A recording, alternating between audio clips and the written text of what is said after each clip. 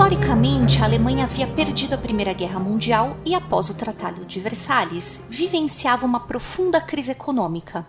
A perda de territórios ocupados, de suas colônias e a proibição de produção de armamentos. Socialmente, o que potencializou a ascensão do nazismo, além das dificuldades vivenciadas após a Primeira Guerra, foi a percepção dos antissemitas sobre os judeus, que já era um grupo historicamente excluído e bem fechado. Para os antissemitas, os judeus pareciam ser muito bem mais sucedidos do que os arianos, o que aumentou o preconceito e o ódio contra essa minoria, tornando-os principal alvo dos nazistas. Diante de todos os acontecimentos que envolviam a Alemanha nesse período, os ideais nazistas foram tomando proporções maiores e ganhando espaço.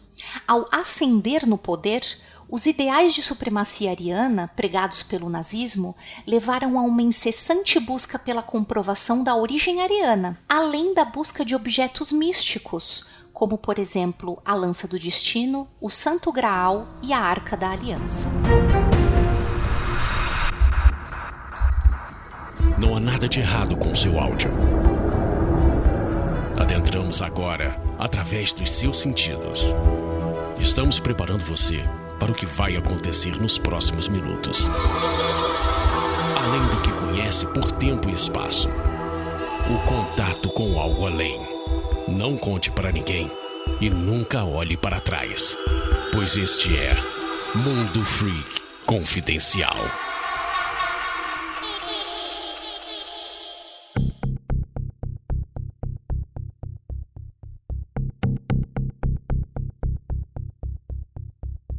Longos dias e belas noites, queridos ouvintes. Aqui é o investigador Andrei e hoje nos debruçaremos em uma das partes mais sombrias da nossa história para entregar uma pauta que sempre foi muito pedida por diversos ouvintes desde que a gente começou o Mundo Freak Confidencial. A gente escuta, né, que os ouvintes querem saber mais sobre esse lado obscuro do obscuro nazismo e hoje é o dia prometido em que o sol ficou negro e hoje nós vamos falar sobre esse tema bacana, ou não. E temos aqui ele, nosso professor de história, Rafael Jacaúna. É isso aí, é energia e é outra coisa. Você tá bebendo, Rafael? O que tá acontecendo contigo? O tema. Ah, tá. E temos aqui nosso outro professor de história, Marcos Keller. Tudo antifascista. E temos aqui a nossa germanista, Juliana Ponzilacqua. Grüße an alle, ich heiße Juliana Ponzilacqua und ich nehme heute an diesem Podcast teil, nur die deutschen Namen richtig auszusprechen. Rapaz, vai ter muita poluição noturna hoje, hein, galera?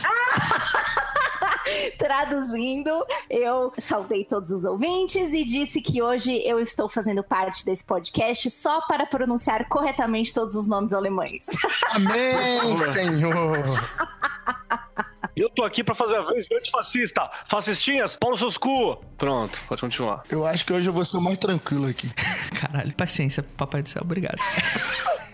Galera, hoje o tema é sério, a gente vai falar bastante sobre isso que é bastante pesado. Eu acredito que a gente não vai encerrar o assunto nazismo por aqui. Acredito que caiba ainda uma pauta sobre experimentos secretos nazistas, no qual a gente vai abordar uma pauta mais cética. Então já aviso aqui que grande parte dessa pauta aí vai ser usado pra esse outro episódio, porque aqui a gente vai focar no lado místico e ocultista do nazismo. O que eles acreditavam, o que eles praticavam e o quanto isso foi importante pras políticas, pra ideologia, enfim, e até pro destino. O que aconteceu com eles? A gente vai debater tudo isso depois dos recadinhos e a gente já volta.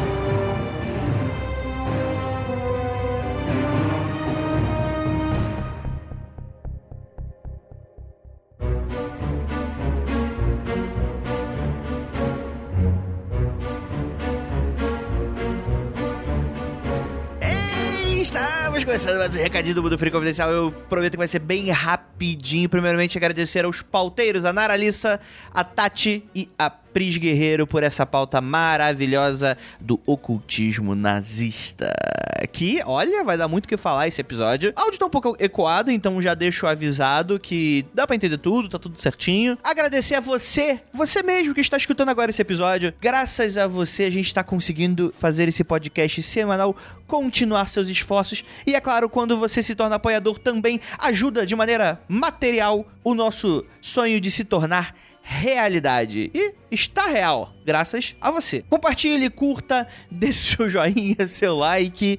E, para começo de conversa, tem uma excelente notícia. A gente tá sempre lançando uma coisinha ou outra no canal do YouTube, mas a gente promete que a gente tá pensando em uma frequência. Se você gosta do nosso trabalho, eu vou deixar o link aí nos recadinhos, aí no link do episódio, pra você seguir o nosso canal e sempre, obviamente, curta, compartilhe. A gente tá tentando uma frequência semanal de publicação. Infelizmente, acho que a gente não vai conseguir, mas no máximo quinzenal vai estar conteúdo sendo publicado pra vocês. E em breve vamos ter mais coisa sendo lançada. Pra quem não sabe, a gente tem um quadro lá no YouTube que é o Não Olhe Para Trás, no qual a gente pega esses temas que a gente desenvolve aqui no podcast, a gente resume, né, em 4, 5 minutinhos, o tema de uma maneira bem didática pra você tentar entender aí um assunto. E também pra galera que não tem muita paciência pra escutar podcast, você indica o canal que, ó, lá é rapidinho e é muito bacana. Lembrando a todos que está acontecendo a Pod Pesquisa 2018. É de suma importância que você ajude a gente pro cenário nacional de podcasts melhorar, crescer. A gente precisa entender as suas necessidades. O YouTube, ele é uma plataforma que ele já dá uma série de dados pra gente. Então, a gente precisa fazer por nós mesmos pra pegar dados próximos e parecidos. Não só pra gente saber o que você quer, como também na hora da gente conversar com um patrocinador, com um investidor, pra gente mostrar esses números e aí conseguirmos fazer coisas mais legais.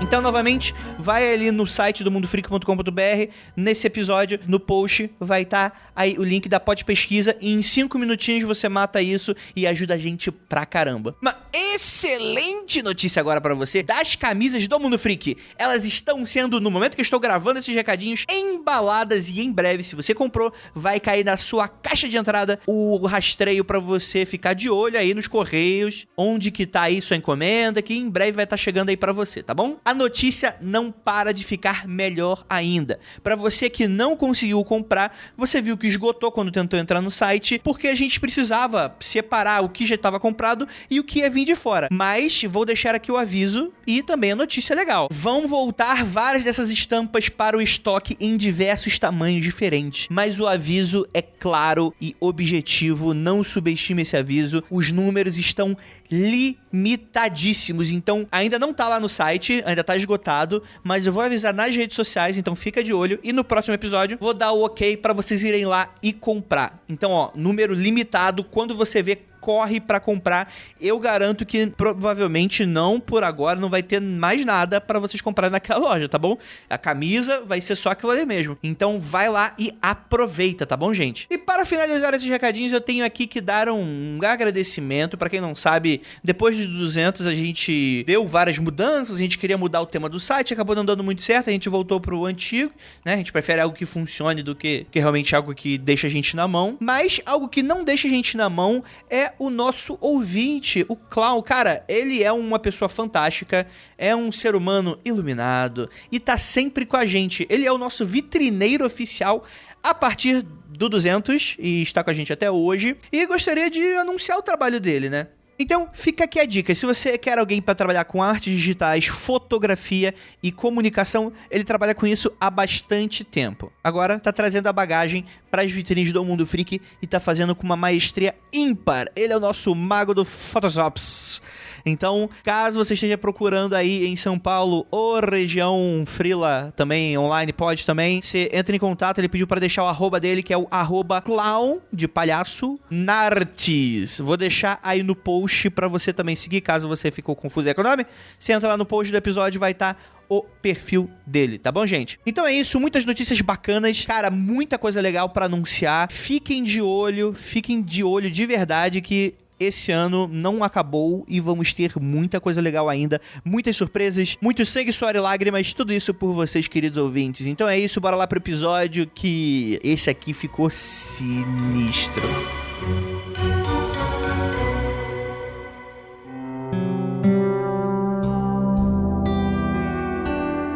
Bem, vocês escutaram o texto no início do episódio. Eu acredito que a gente pode encurtar um pouco esse contexto histórico, porque muitas vezes o ouvinte ele quer que a gente entre logo no tema, mas eu acredito que pra essa história toda de ocultismo nazista, a gente não pode pegar ele cru. Ah, eles acreditavam nisso ou naquilo. A gente realmente precisa entender o que tava passando na Europa, mais do que o povo alemão, porque abrangia a Europa toda. O que era o antissemitismo, porque tudo isso vai acabar, não apenas isso, mas tudo, várias coisas, todo o contexto que estava acontecendo naquela época vai dar para alguma outra característica do que acabou se tornando a Alemanha nazista antes e durante a Segunda Guerra Mundial. Então eu gostaria de evocar aqui nosso queridíssimo Rafael Jacaúna. Rafael, você tem 1 minuto para explicar por que a Alemanha estava na merda. Bom, a Alemanha estava na merda por causa de uma disputa que veio lá do século XVIII sobre a partilha da África e de outras terras. Devido a essa disputa com a unificação tardia da Itália e a Alemanha, esses países tentaram entrar nessa partilha para ter os recursos, as fontes, o dinheiro naquele mercado. A França e a Inglaterra não quiseram partilhar, evidentemente, essa riqueza, então eles entraram na guerra. Na Primeira Guerra Mundial, a Alemanha, resumidamente falando, ela se fudeu, foi destruída pra cacete, assim como boa parte desses países envolvidos, como a França. Porém, contudo, no final da guerra, a Alemanha teve que pagar toda a dívida, foi punida gravemente com um monte de exigências e teve que pagar tufos e tufos de dinheiro que davam mais valor do que o próprio PIB. Ao longo disso, ao longo do século XX, isso ocorreu uma grande miséria e destruição da economia alemã. E os alemães começaram a procurar um salvador, mais ou menos como o Brasil fica procurando a cada eleição. E com isso,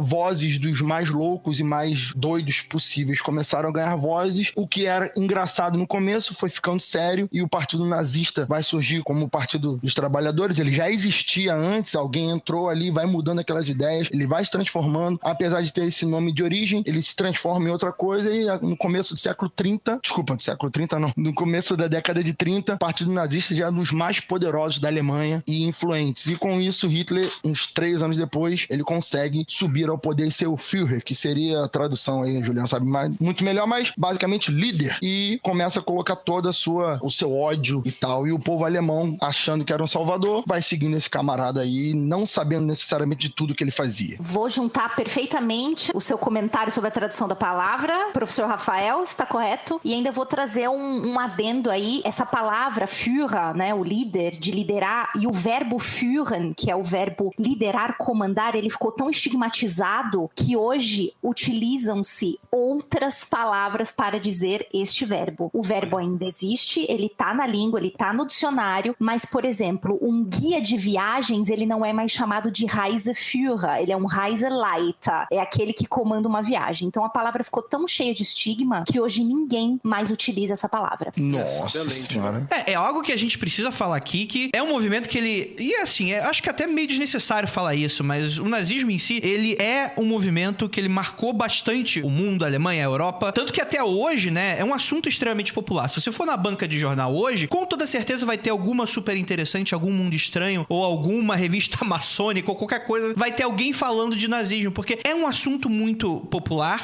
É uma coisa interessante de se comentar é o seguinte, antes da guerra acontecer em 39, antes de todos esses assuntos vierem à tona, a Europa, inclusive a América, tinham muito público para os fascistas. O fascismo era um movimento crescente político pelo mundo. Não era só uma coisa da Itália, que cresceu ali na Itália com Mussolini, caiu meio que sendo imitado pelo Hitler na Alemanha, mas era um movimento político real e ele era abrangente em toda a Europa, inclusive, como eu disse, na América, tá? Só que depois que a guerra eclodiu e as coisas andaram como andaram, foram descobertas as atrocidades, isso começou a cair como deve ser na coisa mais abjeta possível. Mas na década de 20, na década de 30, isso era uma coisa que você podia mesmo falar, não, sim, eu acho Hitler muito legal, provavelmente tinha matérias em jornais sobre. Tem uma revista Time com o Hitler na capa, né? O homem do ano, né? Exatamente. E só pra somar isso, pra falar de Europa, não vou nem chegar aqui nas Américas, pra falar de Europa sobre regimes totalitários, porque eu tenho salvaguardas ao uso do termo fascista, por exemplo. Mas só pra falar de regimes totalitários, você tem ali Salazar em Portugal, você tem o Franco na Espanha, você tem o Mussolini na França, você tem Hitler na Alemanha. Falou Mussolini na França. Não era não. Mussolini na Itália, perdão. Inclusive a frase inicial que eu falei aqui é que nós somos antifascistas em italiano por causa da foca antifascista. A imagem tá no post. Ou no meu comentário. É uma foca antifascista, é muito bonitinho. E é pra falar de Europa, falar assim dos grandes bastiões que tava ali, né? Uhum. O Rafa fez uma introdução muito legal do pós-Primeira Guerra, né? Lembrando que a gente tem até hoje historiadores gabaritados, né? Que falam que, na verdade, houve uma única guerra, né? A Grande Guerra, que a Segunda Guerra com uma pausa de um intervalo de anos, né? E então é importante falar isso porque é uma guerra que ela mantém os seus principais protagonistas, assim, e a briga a Segunda Guerra ela acaba sendo meio que um acerto de contas de algumas coisas, a partir desse determinado ponto de vista. Se vocês procurarem agora no Google sobre a República de Weimar, né, que é o nome que a Alemanha teve no Entre Guerras, procura por dinheiro na República de Weimar. Você vai ver criança, tipo assim, brincando com o dinheiro, com um monte de grana, porque o dinheiro não tinha valor nenhum. A inflação tocou um estado tão desgraçado assim, que a galera preferia queimar dinheiro pra esquentar comida, pra fazer fogueira, do que gastar, porque não tinha valor. Pra comprar pão é um carrinho de dinheiro, você entende? Então era uma situação econômica mesmo que a Alemanha ficou, que foi desgraçada. Tanto é que as políticas pós-Segunda Guerra, das potências, né, que acabaram ganhando, foram de ajudar na reconstrução, pra não criar um espírito de revanchismo no povo novamente, entende? Para não causar outra vez. Então teve essas coisas de vou auxiliar os países que sofreram na reconstrução, para que eu não crie de novo na Europa esse ódio, né, a potência vencedora. Ironicamente, foi o presidente dos Estados Unidos, que me fale o nome dele agora, que falou pra galera depois da Primeira Guerra Mundial, senta com os japoneses e vamos maneirar com a Alemanha. A França e a Inglaterra meio que mandaram ele calar a boca e ele falou, ok.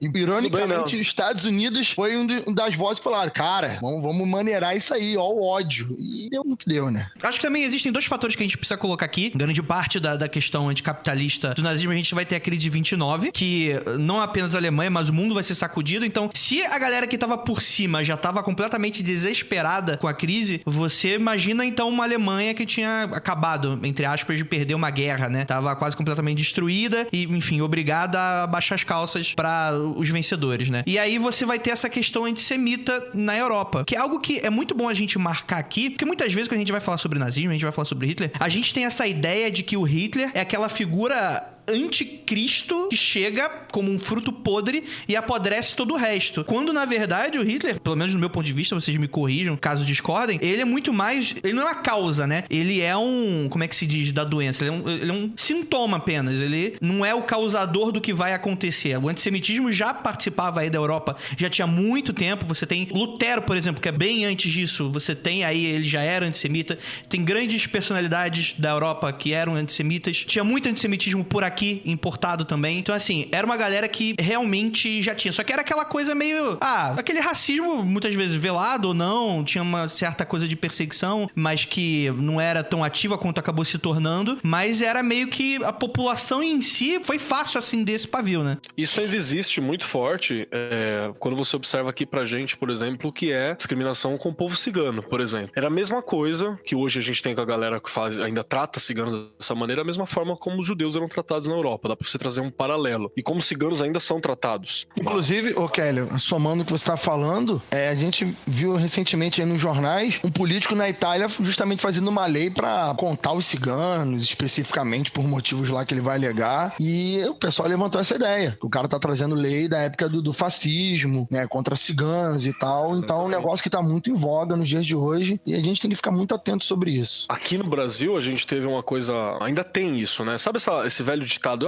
Não vai ali que a cigana vai te roubar. Cuidado, vê se não pegou dinheiro, vê se não sei o quê. Essas mesmas frasezinhas que você não considera racismo porque você não pensa nelas, tá ouvindo sempre. Era isso que tinha muito com os judeus também, quando a gente fala do contexto europeu inteiro, né? Os judeus eram escorraçados de um lado pro outro. E a gente citou ciganos não à toa, que houve porrasmos, né? Que é o holocausto cigano, né? Que matou cigano tanto quanto judeu, assim. Foram tratados iguais, né? Eu vou fazer um adendo rapidinho. Os meninos já falaram, né? Sobre a situação que a Alemanha se encontrava na época, mas eu vou fazer uma indicação aqui para quem quiser. Existe um romance sensacional do Alfred Döblin que se chama Berlin Alexanderplatz. Se você não tiver a fim de ler o romance, o Fassbinder, ele adaptou...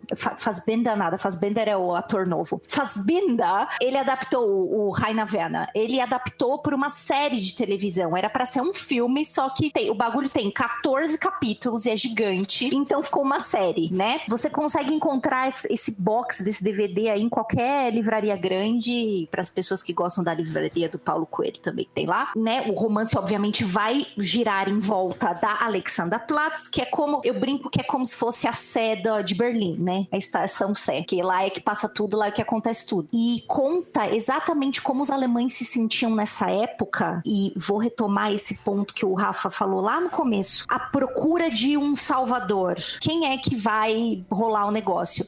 E o romance, tanto o romance quanto essa série de televisão, vai mostrando pra gente como essas pessoas se comportam e quais são os raciocínios totalmente tortos pra gente que tá de fora e como pra eles fazia todo sentido. Então, é maravilhoso. Se você não tiver... Eu recomendo o livro, porque o livro é muito bacana, mas se você não tiver a fim de ler o livro, veja pelo menos a série. É do cacete. Bem, então, antes, enfim, da gente continuar, é bom a gente deixar um aviso, tá bom, gente? Existe um terreno muito fértil para especulação e teorias da conspiração. Então, muitos historiadores já se debruçaram sobre o assunto nazismo, muitos historiadores já se debruçaram sobre o assunto ocultismo nazismo, e existem visões divergentes, paradoxais e que muitas vezes não concordam uma com a outra. Então, vez ou outra, a gente pode dar aqui alguma informação que você pode acabar conhecendo como outra coisa, ou outro momento, outra pessoa. Isso é normal. Se caso aconteça, deixa aí nos comentários e a gente analisa e tal, e faz uma correção caso a gente veja que está errado. Mas só pra deixar claro que existem... É um terreno muito nebuloso, assim, porque a gente vai falar justamente da história por trás da história. Acho que a gente pode colocar assim, né? De uma maneira, desculpa, historiadores. O nazismo é um tema que é muito revisitado, né? Porque ele foi, acho que o evento mais horrível que a gente tem, assim, tratado em filme, né? Foi tratado à exaustão. Então a gente tem também dificuldade de dividir exatamente o que é um romanceado sobre as coisas e aquilo que a gente tem documentação de fato, né? E até por ter tantos olhares sobre eles, ele acaba virando um assunto muito polêmico. Poucas coisas assim a gente pode ter algumas certezas mais concretas a respeito. Dentre elas é que nazismo é um movimento de extrema direita, totalitário, nervoso e acabou. Só precisava falar isso. É importante falar isso. Tá bom, vamos lá então. Onde que nasce Hitler, né? É meio engraçado, assim, esse primeiro momento, esses primeiros dias, assim, porque quando a gente vai ver, tem tudo pra dar errado. Como é que aquilo ali saiu dali? E aí os believers já podem colocar aí na conta da magia negra que poderia ter rolado aí. Mas porque, cara, começa assim, né? Em uma das reuniões, o Hitler, ele era contratado do exército da Baviera. Por favor, gente, me corrija se eu estiver errado. Ele era pra ficar espionando aquela galera que ficava inflamando o povo. Então, em uma dessas reuniões de revolta, revolução, etc., ele tava ali no meio, de repente, o nego falou X, outro falou Y, e ele levantou, peraí, que eu tenho que dar minha opinião, e o pessoal ficou meio impressionado com ele. Não foi mais ou menos nesse sentido? Ele sempre foi. Ele se cercou, obviamente, de muita gente que era muito bom em retórica, tá? Depois de um tempo, todo mundo sabe que os discursos dele não eram mais ele que escreviam, mas o filho da mãe era muito bom. Ele sabia ele sabia falar com grandes públicos. Ele tinha o poder da retórica. E se você assistir hoje, inclusive tem um monte de vídeo disponível no YouTube mesmo. Se você vê isso descolado da história, não levando em conta que é o Hitler que tá falando, tem certas coisas que você ouve e fala assim, nossa, mas que pessoa articulada. Nossa, talvez isso faça sentido. Ele era muito bom no que ele fazia. Então não é à toa que quando ele levantou e decidiu botar o pé na porta e soco na cara e falar o que ele queria, e ele era muito inflamado. Coisa que alemão, coisa que austríaco, como ele era, não é. Então isso já tem bastante, já acorda, desperta nas pessoas muita atenção, né? Entendi. Tem algumas leituras que vão dizer que o início dele nessas reuniões eram meio risíveis. As pessoas olhavam e meio que falavam, caraca, de onde ele tá tirando ideias assim? Nada a ver, tá indo um pouco longe demais. Quem ele pensa que é? Porém, contudo, ele foi ganhando voz. Sim. E depois de pouco tempo, as reuniões que tinham uma dúzia de pessoas foram ganhando público e passaram a ter 5 dezenas, 100, e a galera começou a crescer porque ele tinha uma retórica muito boa. E a gente, eu sei que você não quer fazer esse tipo de analogia, tem na nossa sociedade pessoas muito assim, né? Carregam públicos imensos com o poder da palavra, né? Não precisamos citar, é só uma pessoa pensar 5 minutos, mas cada um com um objetivo diferente. Tem uma coisa que os psicólogos e um pouco que eu estudei de filosofia a gente vai vendo, quando você quer falar bem de alguém, você fala pouco bem e fala muito mal de outra coisa, porque suas qualidades parecem muito maiores. Então ele vai pegar esses macetes da retórica, da filosofia e vai colocar culpa, vai trazer o ódio, vai trazer ressentimento, e as pessoas começam a se unir em volta desses ressentimentos. E isso vai dar legitimidade, vai dar vontade de lutar, e ele vai explorando essa lógica humana, essa psicologia, e por aí vai por esse caminho. É bem interessante ler um pouco sobre esse cara. É incrível como ele vai estruturando isso, e você vê que nós somos vítimas todo dia de coisas do tipo, pessoas em volta da gente, nós mesmos, é impressionante. Esse livro / série que eu indiquei é exatamente isso, você vai vendo isso acontecendo no background. Quando você começa a ler o livro, ele parece um romance muito normal, história da vida de alguém. E aí, quando você percebe o que tá acontecendo no fundo, é que o negócio começa a ficar interessante. E é exatamente isso que o Rafa tá falando. Deixa eu só somar mais uma coisa assim, essa parada histórica, né? O que o Rafa levantou dele ser do Hitler ter no começo uma história, um surgimento bastante tímido e risível, assim, ele corrobora com bastante outras visões de que a personalidade Hitler, que a galera conhece e aprende a idolatrar, na verdade ele é um primeiro grande golpe de marketing, assim, novo. Foi uma personalidade realmente criada. Tipo, pique boy band e banda de K-pop, tá ligado? De K-pop. A primeira coisa foi criado completamente. Aquelas relações são criadas, a forma como aquilo é criado. Ele é uma figura que ela foi manipulada pra isso, né? Uma construção artificial, né? Montar uma figura. Completo. Foi uma construção artificial. Não estamos dizendo que não tinha suas potencialidades, ele acabou estudando durante o caminho pra isso e coisa e tal, pra se tornar a figura que era. Mas existia um grupo de pessoas que decidiam, não era ele que decidia só, mas tudo girava em torno da construção da figura desse líder, do Führer, né, depois. E sim, ele começa como um agente de inteligência, participando de um grupo de reconhecimento, né, do exército alemão, dentro do Partido dos Trabalhadores Alemães, e aí tem essa história que eu não sei até que ponto ela é romanceada já, sabe? Uhum. Porque algumas pessoas citam essa coisa de que ele levantou pra falar e chamou porque ele tinha uma questão nacionalista, e aí tem gente que fala que ele era nacionalista alemão e não pra defender a Baviera, entende? Uma coisa assim. Inclusive, esse lugar aí, né, dessa reunião, que é o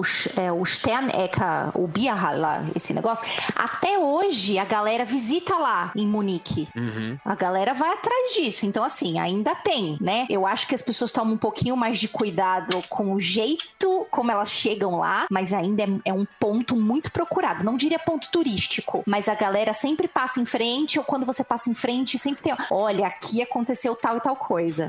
Deve ter gente que segura pra não dar um sig heil, né, ali, mas tudo bem. Pois é. E aí, o que acontece? Tinha um cara já no partido nessa época, que é o Anton Drexler, não faço ideia. Pronúncia, Ju, por favor. Drexler, esse mesmo. Drexler, que ele era o fundador, né, do partido. Até uma curiosidade famosa, que eu acho que quando o Hitler entra, ele tinha carteirinha, sei lá, 570 e tantos, assim. E, na verdade, começou, tipo, no 550 a contagem pra falar que tinha bastante gente no partido, né? Tinha, sei lá, 15 cara, 20 cara. Já tinha uns truques de marketing ali que a galera tava sacando, né? E ele tinha uma retórica antissemita muito forte, uma retórica nacionalista, uma retórica que aí é a peculiaridade do nazismo, né? Que você bate, né? Anticapitalista, porque acreditava que o capital tava na mão dos judeus, né? Das grandes empresas judias e tal. E ele tinha também antimarxista muito forte. O nazismo, ele se fundamenta muito em impedir o avanço do socialismo, né? E muito das potências europeias do período, eles meio que fecham os olhos para o que estava acontecendo dentro da Alemanha, porque assim eles iam impedir o desenvolvimento do processo socialista, né? Do processo comunista que estava acontecendo na Rússia. E realmente era essa força. E o Partido Comunista Alemão, ele estava de olho mesmo em aproveitar que o país estava em frangalhos, né? Para construir também ali uma extensão, fazer um governo nos moldes do que estava acontecendo na União Soviética. E o nazismo, ele se bate muito forte também nessa coisa antimarxista, né? Falando que Marx, por exemplo, era judeu, né? Ele tinha uma ascendência judaica, então ele bate muito em cima dessa construção. E o Drexler, ele tinha essa influência sobre o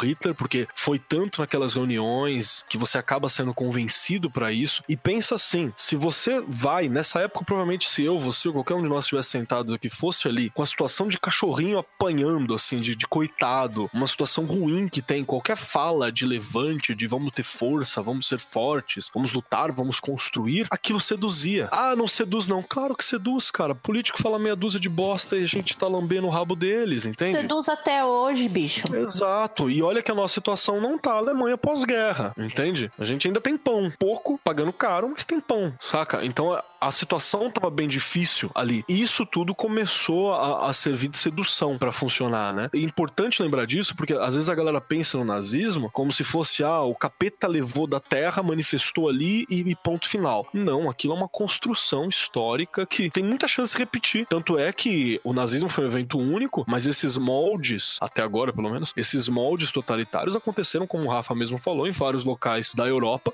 aqui nas Américas, né? A gente teve ali durante todo esse século XX isso acontecendo de várias formas. Aqui no Brasil, né, a gente tinha Vargas, que até hoje ninguém entende o que era Getúlio Vargas, se era ditador, se não era, o que ele faz, o que deixa de fazer. É tão polêmico pra se falar quanto. Então é um assunto difícil pra se tratar, né? E tem também um outro cara que é muito importante pra influenciar o Hitler, e é um dos caras que vai influenciar até na questão da fala, que vai trabalhar essa coisa da oratória. É o primeiro cara a construir um pouco do Hitler, que é o Eckhart, né? Que é o Dietrich Eckhart, que ele também é membro da Sociedade Thule. Mas eu acho que eu tô avançando na pauta. Não, mas eu quero justamente entrar aí. É Dietrich Eckhart. Isso aí que a Ju falou. Meu Deus, hoje... Gente, fala de novo, Ju. Que coisa bonita. É como xingar com francês, com né? cedo. Eu lembrei do Merovinjo, você falando isso. É como falar francês, é como xingar, limpar a bunda com seda. Alemão não é, mas eu acho bonito. É Dietrich Eckart. Lá no final de 19, o Hitler conheceu esse cara aí, e aí tudo mudou. Sim, exatamente. Porque ele é dito que é um dos professores de marketing, né? Não existiu o conceito de marketing, eu tô sendo um pouco anacrônico aqui, mas é dito que ele seria um dos primeiros mestres que teria começado a fazer um pouco dessa construção. Porque o Hitler se tornou bastante brother dele e eles começaram a trocar bastante figurinhas. E aí é o que a gente já entra já no rolê ocultista, porque esse Eckhart, ele era membro dessa sociedade Thule, que vai ficar bastante famosa como sendo aí o braço místico do nazismo, né? Onde que você tem toda essa simbologia, toda essa busca simbólica do povo ariano e enfim. E aí vai se desdobrar pra muitas outras coisas. Não acaba, não se retém apenas a Thule, a sociedade Thule, mas aí eu acho que é a mais famosa organização que vai estar por detrás do nazismo. E aí, inclusive, durante a própria escrita do livro do Mein Kampf, né? Aí o Hitler já estava preso, ele já estava escrevendo esse livro, Minha Luta, que ele vai se tornar uma das bases aí da visão que ele acreditava pro nazismo, pra Alemanha, pro Terceiro Reich. E é interessante porque a partir daí a gente vai começar a se desdobrar para diversas pessoas. Porque o que estava acontecendo nessa época, gente? Outro contexto que a gente acabou não dando,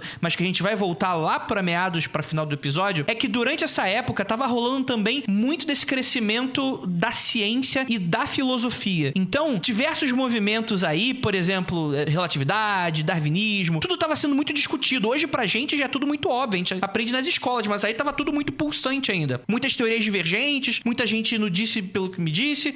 Por exemplo, a gente vai ter aí o malthusianismo, por exemplo, que vai falar bastante sobre essa questão de crise de comida e população. Então, você vai começar a construir essa ideia do nazismo, vai começar a desmembrar várias dessas filosofias, várias teses científicas e vai começar a montar esse monstro que vai se tornar esses ideais. Então, a gente tem diversas dessas personalidades que vão ser usadas. Então, por exemplo, se a gente for pegar o darwinismo social é dessa época, né? Hoje é algo desprezível, a gente não pode dar voz de muito esse tipo de coisa, apesar de muita gente ainda acreditar que existe, né? Que dá pra você fazer uma espécie de darwinismo social, essa questão eugênica, tem gente ainda hoje que fala em eugenia, né? Que o que é o darwinismo, né? A espécie que dura é a mais apta ao ambiente que ela vive, não é a melhor. Muita gente às vezes se confunde, acha que um bico maior é melhor do que o menor. Não, vai depender do que tá adaptado pro meio em que você vive. E muita gente levava isso do campo biológico pro campo social. Então, por exemplo, vai ser comum diversos experimentos nazistas, quando a gente for lá pra outra pauta, em outro episódio, a gente falar sobre essa coisa de, inclusive até citando Esparta, né? Se você viu o 300 de Esparta, aquela questão lá deles matando os bebês que tinham alguma deformidade, algum problema, alguma deficiência. Esse tipo de coisa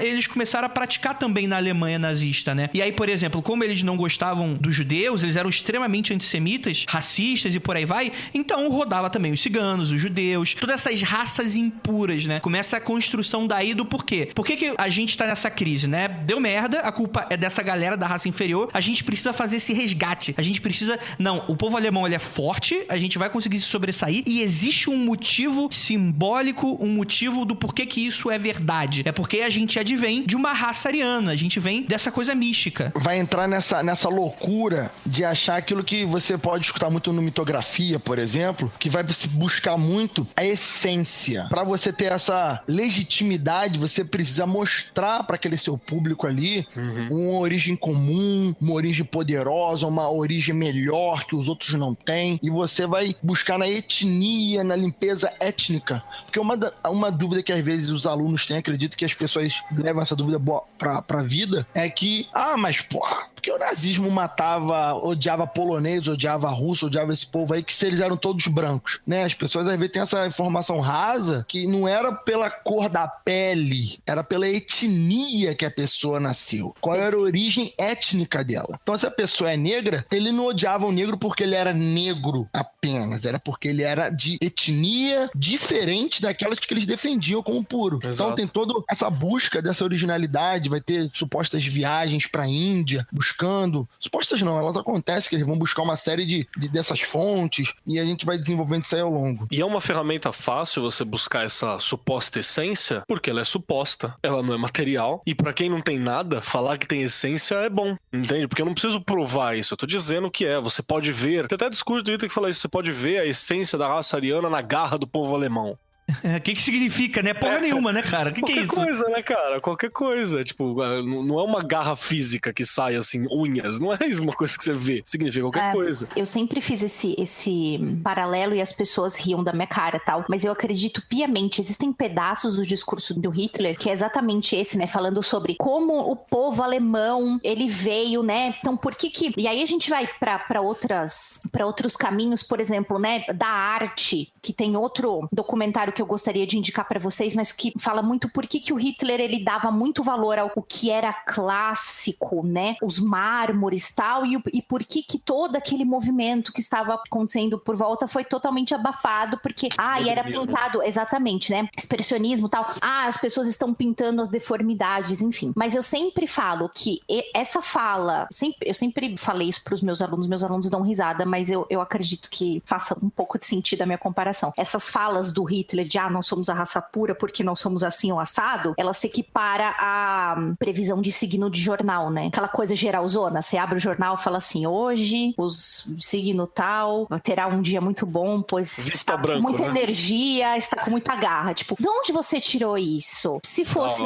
Da onde tirou o 777, né? Obviamente. Né? Se estivéssemos assistindo o filme do Batman, ouviríamos a próxima fala. Lógico que foi do cu. Né? E realmente, eles tiravam isso do nada. São coisas imateriais, não dá pra provar. O alemão, ele tem uma garra, ele tem um tcharará. Tudo bem, o brasileiro tem um borogodó. Alguém já analisou o borogodó do brasileiro? Ninguém. Né? Você pode ver isso naquele documentário que é fidedigno, chamado Bastardos Inglórios. A primeira cena, que é a cena da entrevista lá de um soldado da SS, feito por aquele lindo, que eu sempre esqueci o nome agora. O personagem é o Hans Landa. O Hans Landa. Coronel Hans Landa. Que ator, né? O cara é fantástico. Maria. E ele metendo louco lá e falando, não, porque os alemães são como os falcões, né? E os judeus são como ratos. E isso porque era a forma de eu materializar essa questão de essência, que a propaganda do Goebbels era justamente essa, né? Você tem lá filmes que vão trabalhar isso, tem um que é um conto do judeu, eu vou lembrar o nome bonitinho, assim, que é um cara que ele é judeu, ele é zoadaço, assim, e no fim, pela religião, ele vira uma pessoa melhor. Ele modifica tudo isso pra fazer o judeu o rato, né? Um judeu, e usando muito daquela linguagem do filme do Nosferatu, que tinha antes, sabe? Tinha toda essa parada da propaganda pra mim dar uma fundamentação pra essa suposta essência. Total. Que não era porra nenhuma, né? Que não servia pra nada. Existiam, inclusive, muitos filmes falando sobre hábitos de higiene, né? O que seria indicado, né? O que você tem que fazer. Sempre era muito caricato, né? O exemplo do alemão padrão, e o judeu era sempre o cara corcunda, com a unha comprida, que não lavava a mão quando saía do banheiro, sabe?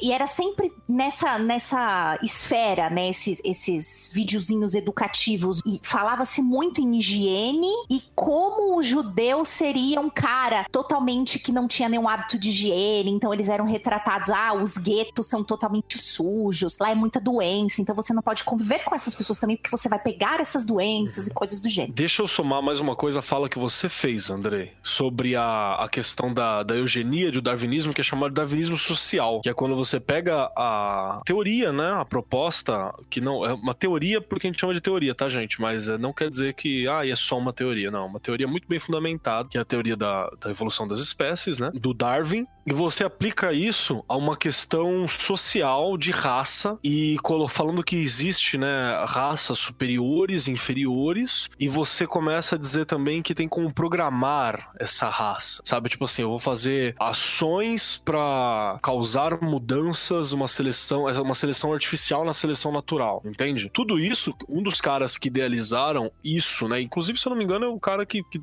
dá o nome eugenia, foi o Galton, que é primo do Darwin, que pegou vou pegar na onda do Darwin, você entendeu? Peguei na onda da teoria que foi falada e ele aplicou isso de uma forma que podia vender politicamente. Bem, vamos lá. É interessante porque quando a gente vai buscar um pouco desse ideal germânico, né, que eles estavam querendo trazer esse resgate, os nazistas mais pra frente, eles vão investir muito em expedições, em arqueologia, esse tipo de coisa. Inclusive, a arqueologia, com o termo em si, eles não curtiam muito o método. Eles gostavam de fazer uma outra parada deles que era investigar, que não era arqueologia, mas que era muito parecido. Mas que é interessante porque, por exemplo, a gente tem que citar aqui o Guido von List, que ele vai morrer em 1919, então bem no início aí de toda essa treta, mas ao menos ele participou aí um pouco da construção de várias dessas partes dos conceitos e filosofias que também vai dar aí essa questão do arianismo e por aí vai. Então, por exemplo, esse era um cara que era bastante famoso, ele era um ocultista austríaco e ele era conhecido pelo neopaganismo e pelo odinismo, né? Ele buscava um resgate das tradições nórdicas e dos aspectos da espiritualidade nativa dos povos da Europa, da Holanda, da Alemanha, países bálticos, Escandinávia e por aí vai, né? E os ensinamentos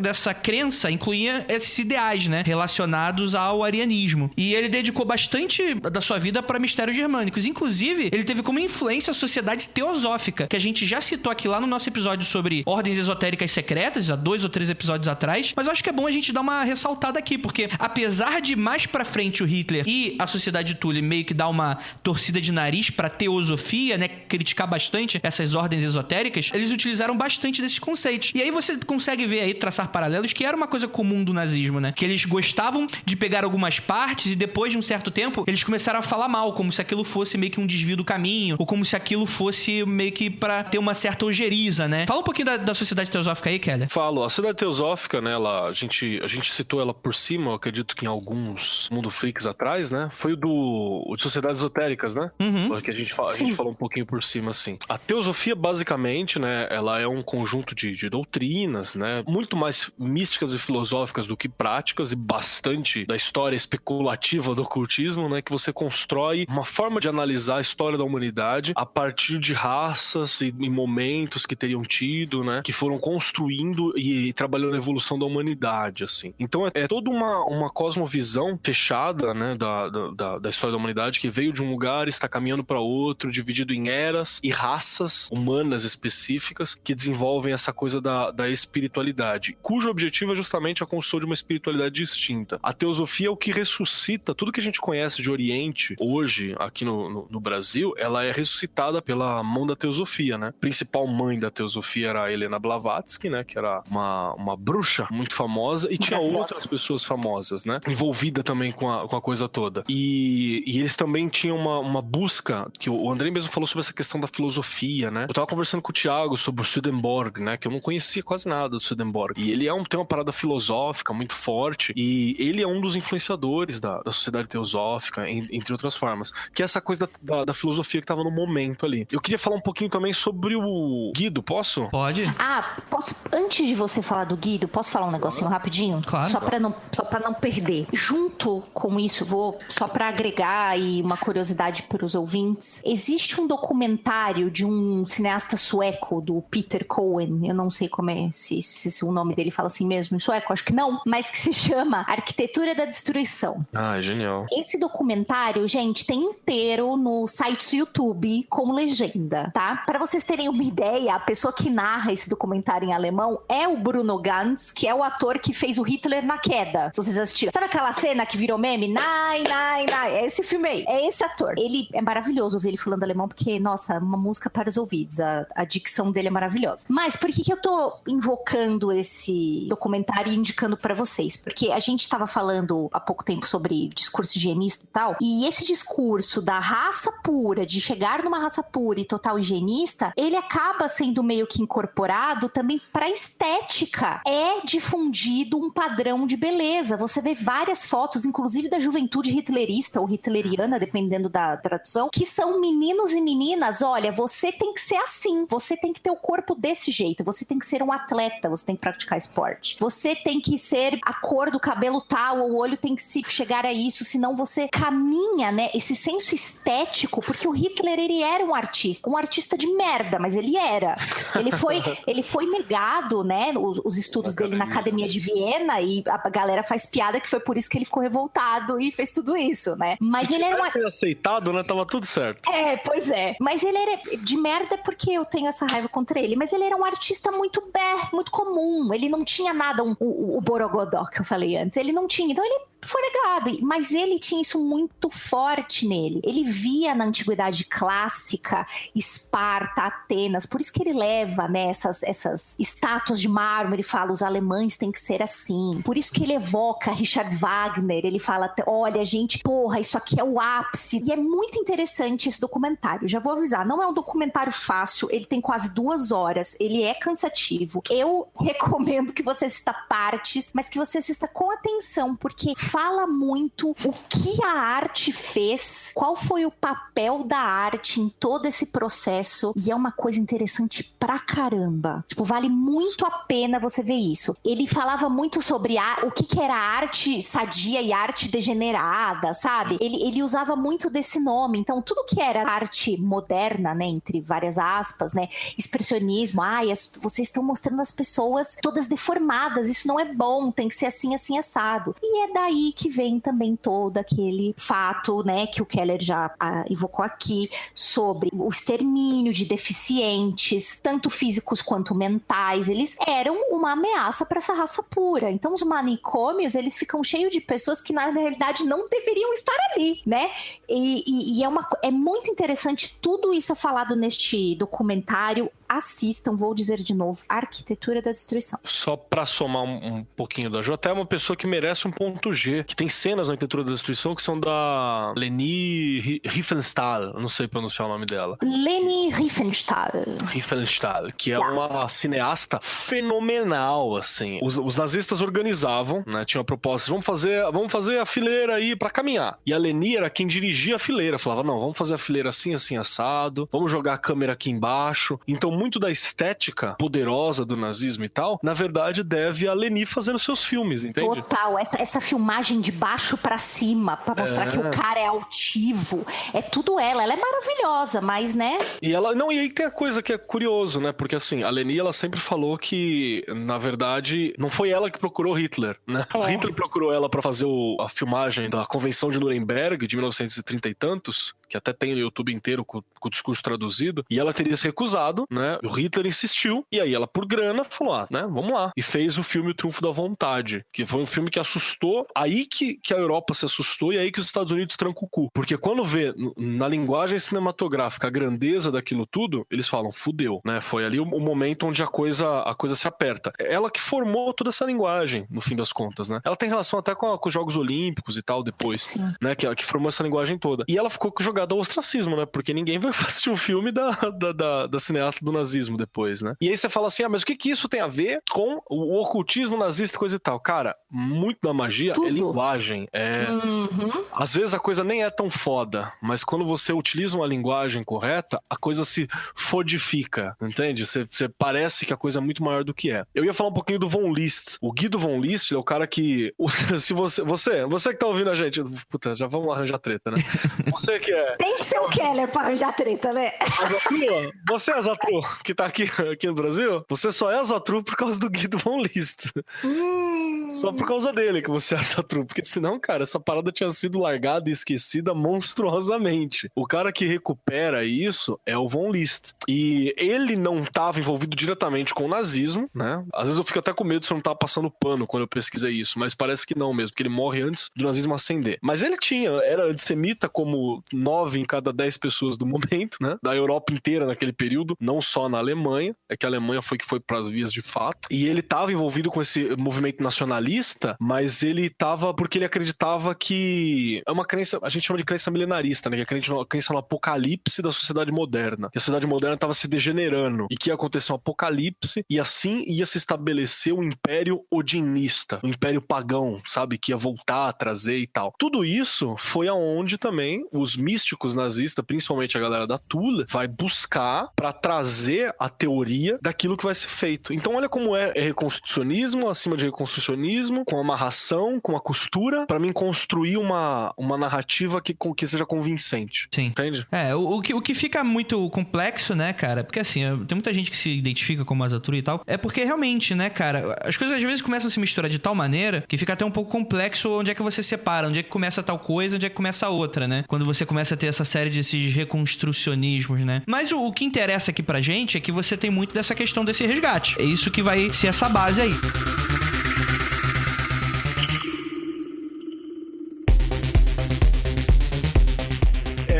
Dentre os principais pensadores, assim, acabaram influenciando o que acaba sendo o misticismo, o ocultismo nazista, né? A gente tem o Guido von List, né, que a gente falou agora, sobre o odinismo e tal. A gente tem o Gobineau. O Gobineau, ele, quem for aqui no Brasil lembrar, ou teve bons professores de história, pelo menos, ou razoáveis, a gente fala um pouco da teoria do Gobineau, que é aquela parada... O Gobineau é o cara que é o pai do racismo mesmo, assim, sabe? Como a gente conhece na modernidade, a culpa é dele. E ele falava que existiam raças inferiores mesmo e raças superiores, e que a única saída para as raças inferiores é todo mundo que não é branco e europeu, ou seja, o resto do planeta, era se misturar com as raças superiores, no caso, europeias. Então, quando um europeu vai pro teu país e espanca, estuprando tuas mulheres, teus filhos, teus homens, roubando suas coisas e fudendo tudo, na verdade ele tá fazendo um favor pra você. Tá fazendo um grande favor, não é mesmo? Sim, ele está evoluindo a sua raça inferior. Ele veio aqui pro Brasil, esse puto, não veio? Veio, foi ele quando veio pro Brasil aqui, falou que fez um relatório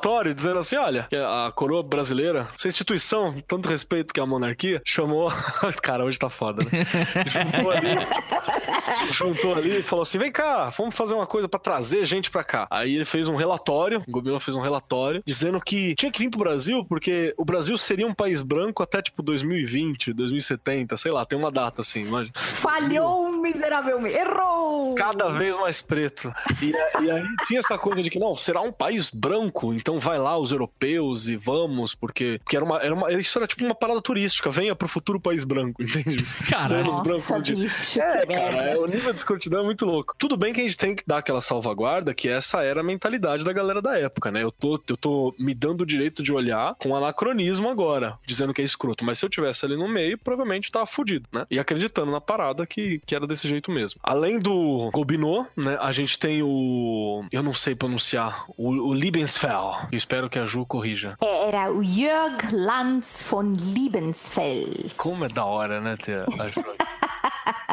Que era um artista escroto, né, Ju? Quer falar dele? Porque... Nossa, desgraçado total. Bom, ele era jornalista, ele era austríaco, tá? Ele não era alemão. Ele foi aluno do Guido von List, né? Total racistinha, antissemita. Ele tem um livro que se chama Die Theozoologie, ou a Teozoologia, de 1904. Nesse livro ele defende a total submissão da mulher, o sexo praticado por mulheres solteiras com homens arianos para disseminar esta raça maravilhosa, além da supremacia da raça ariana. Olha que pessoa maravilhosa. Você percebe o apreço que eu tenho por este filho de uma... Coitada das cadelas, nem as cadelas parem uma desgraça dessa, mas enfim, assim, só pessoa chuchu, né? Mas ele acaba fundando duas organizações, né? A Guido von List, né? Que chamava Guido von List Gesellschaft, e a Ordo Novi Templi, a ONT, tá? A gente traduz aqui como a Nova Ordem do Templo. Pois é, complicado. É esse mesmo, esse templo aí do Jerusalém, que ele tinha essa coisa de, cara, essa coisa de sou templário, sabe? Aí ele tem, em 1905, né, ele publica uns panfletinhos cujo título era Ostara. Os caras se utilizaram de muita coisa pra... Estraga o nome, sabe? Aquele que pega o nome, estraga. E esses panfletos que eram distribuídos eram com mensagens totalmente antissemitas. Então, gente boa mesmo. Aqui, ó, o último que é... Não, tem o Galton aqui que a gente falou também, que é o primo do Darwin, né, que faz a teoria da eugenia e tal, e é um dos caras que influenciam o darwinismo social. O darwinismo social é a teoria do Galton com as paradas do Gobineau, assim. Aí casou, ponto final. E a gente tem o Malthus, né, que é o cara que é famoso economista, historiador político, que fez aquele livro Ensaio sobre o Princípio da População, onde ele fala que pobre, vício e miséria é inevitável. Que crescendo a população excede a produção de alimentos, e aí guerra, fome e desgraça é isso aí mesmo. Então não adianta. E como que a galera entende isso, né? Claro, não adianta ajudar o pobre, porque não tem jeito. É isso mesmo. Isso porque vai tem acontecer que ser mesmo. assim, o mundo é um mundo, né? Sim. Tá E certo. isso é uma seleção natural que você tá fazendo. Então, quando o cara que é pobre, ele é pobre porque ele é fraco e inferior. Então, ele merece ser apagado da face da terra. E o cara que é rico, ele é rico porque ele é forte e superior, né? Então, ele merece se desenvolver e tal. Enfim, é um clubinho, assim, maravilhoso. Com a gente falando agora, é fácil você perceber como eles são imbecis e tal. Mas na hora que o cara tá falando isso pra uma galera que são coitados, estão numa situação de miséria cultural, miséria de várias formas, assim. E quando eu digo de miséria cultural é porque não havia valor sobre aquilo que eles estavam fazendo. Mesmo que a República de Weimar tivesse uma efervescência cultural, assim, fenomenal. A gente tem filmes fantásticos no período da República de Weimar, né? O Metrópolis é desse período. Maravilhoso. O Nosferatu é desse período, que são fantásticos. O Gabinete do Dr. Caligari, tem umas coisas, assim, incríveis. Só que estão numa miséria real ali. Então, quando você pega tudo isso, ao invés de eu falar que é porque o povo é fudido, não, eu falo assim, nós vamos nos levantar porque nós somos fortes e nós vamos herdar o futuro. Esse discurso de poder e coisa, sempre com prospecto pro futuro e tal, ele convence a galera, né, a cair nisso. Sim, com certeza. E aí a gente vai ter que entrar, obviamente, no braço direito do Hitler, acho que a gente pode falar assim, principalmente no que se diz essa questão do misticismo, porque assim, vai ter muita gente que vai discordar e etc, existem viés nesse tipo de coisa, mas o que eu sempre ouvi falar é que o Hitler, apesar de ter toda essa construção simbólica e tal, dele ter abraçado essa ideia, pelo menos pra fora, né, pelo menos nos discursos, né, com o que ele falava, ele era a ponta da flecha do ideal nazista, ele não acreditava muito nessas paradas meio esotéricas não, pelo que eu sei. Mas quem era o cara que era extremamente bruxão louco do nazismo era o Himmler, que ele era o cara que comandou a SS, né, os Stormtroopers, pra quem não conhece. Ai, caralho.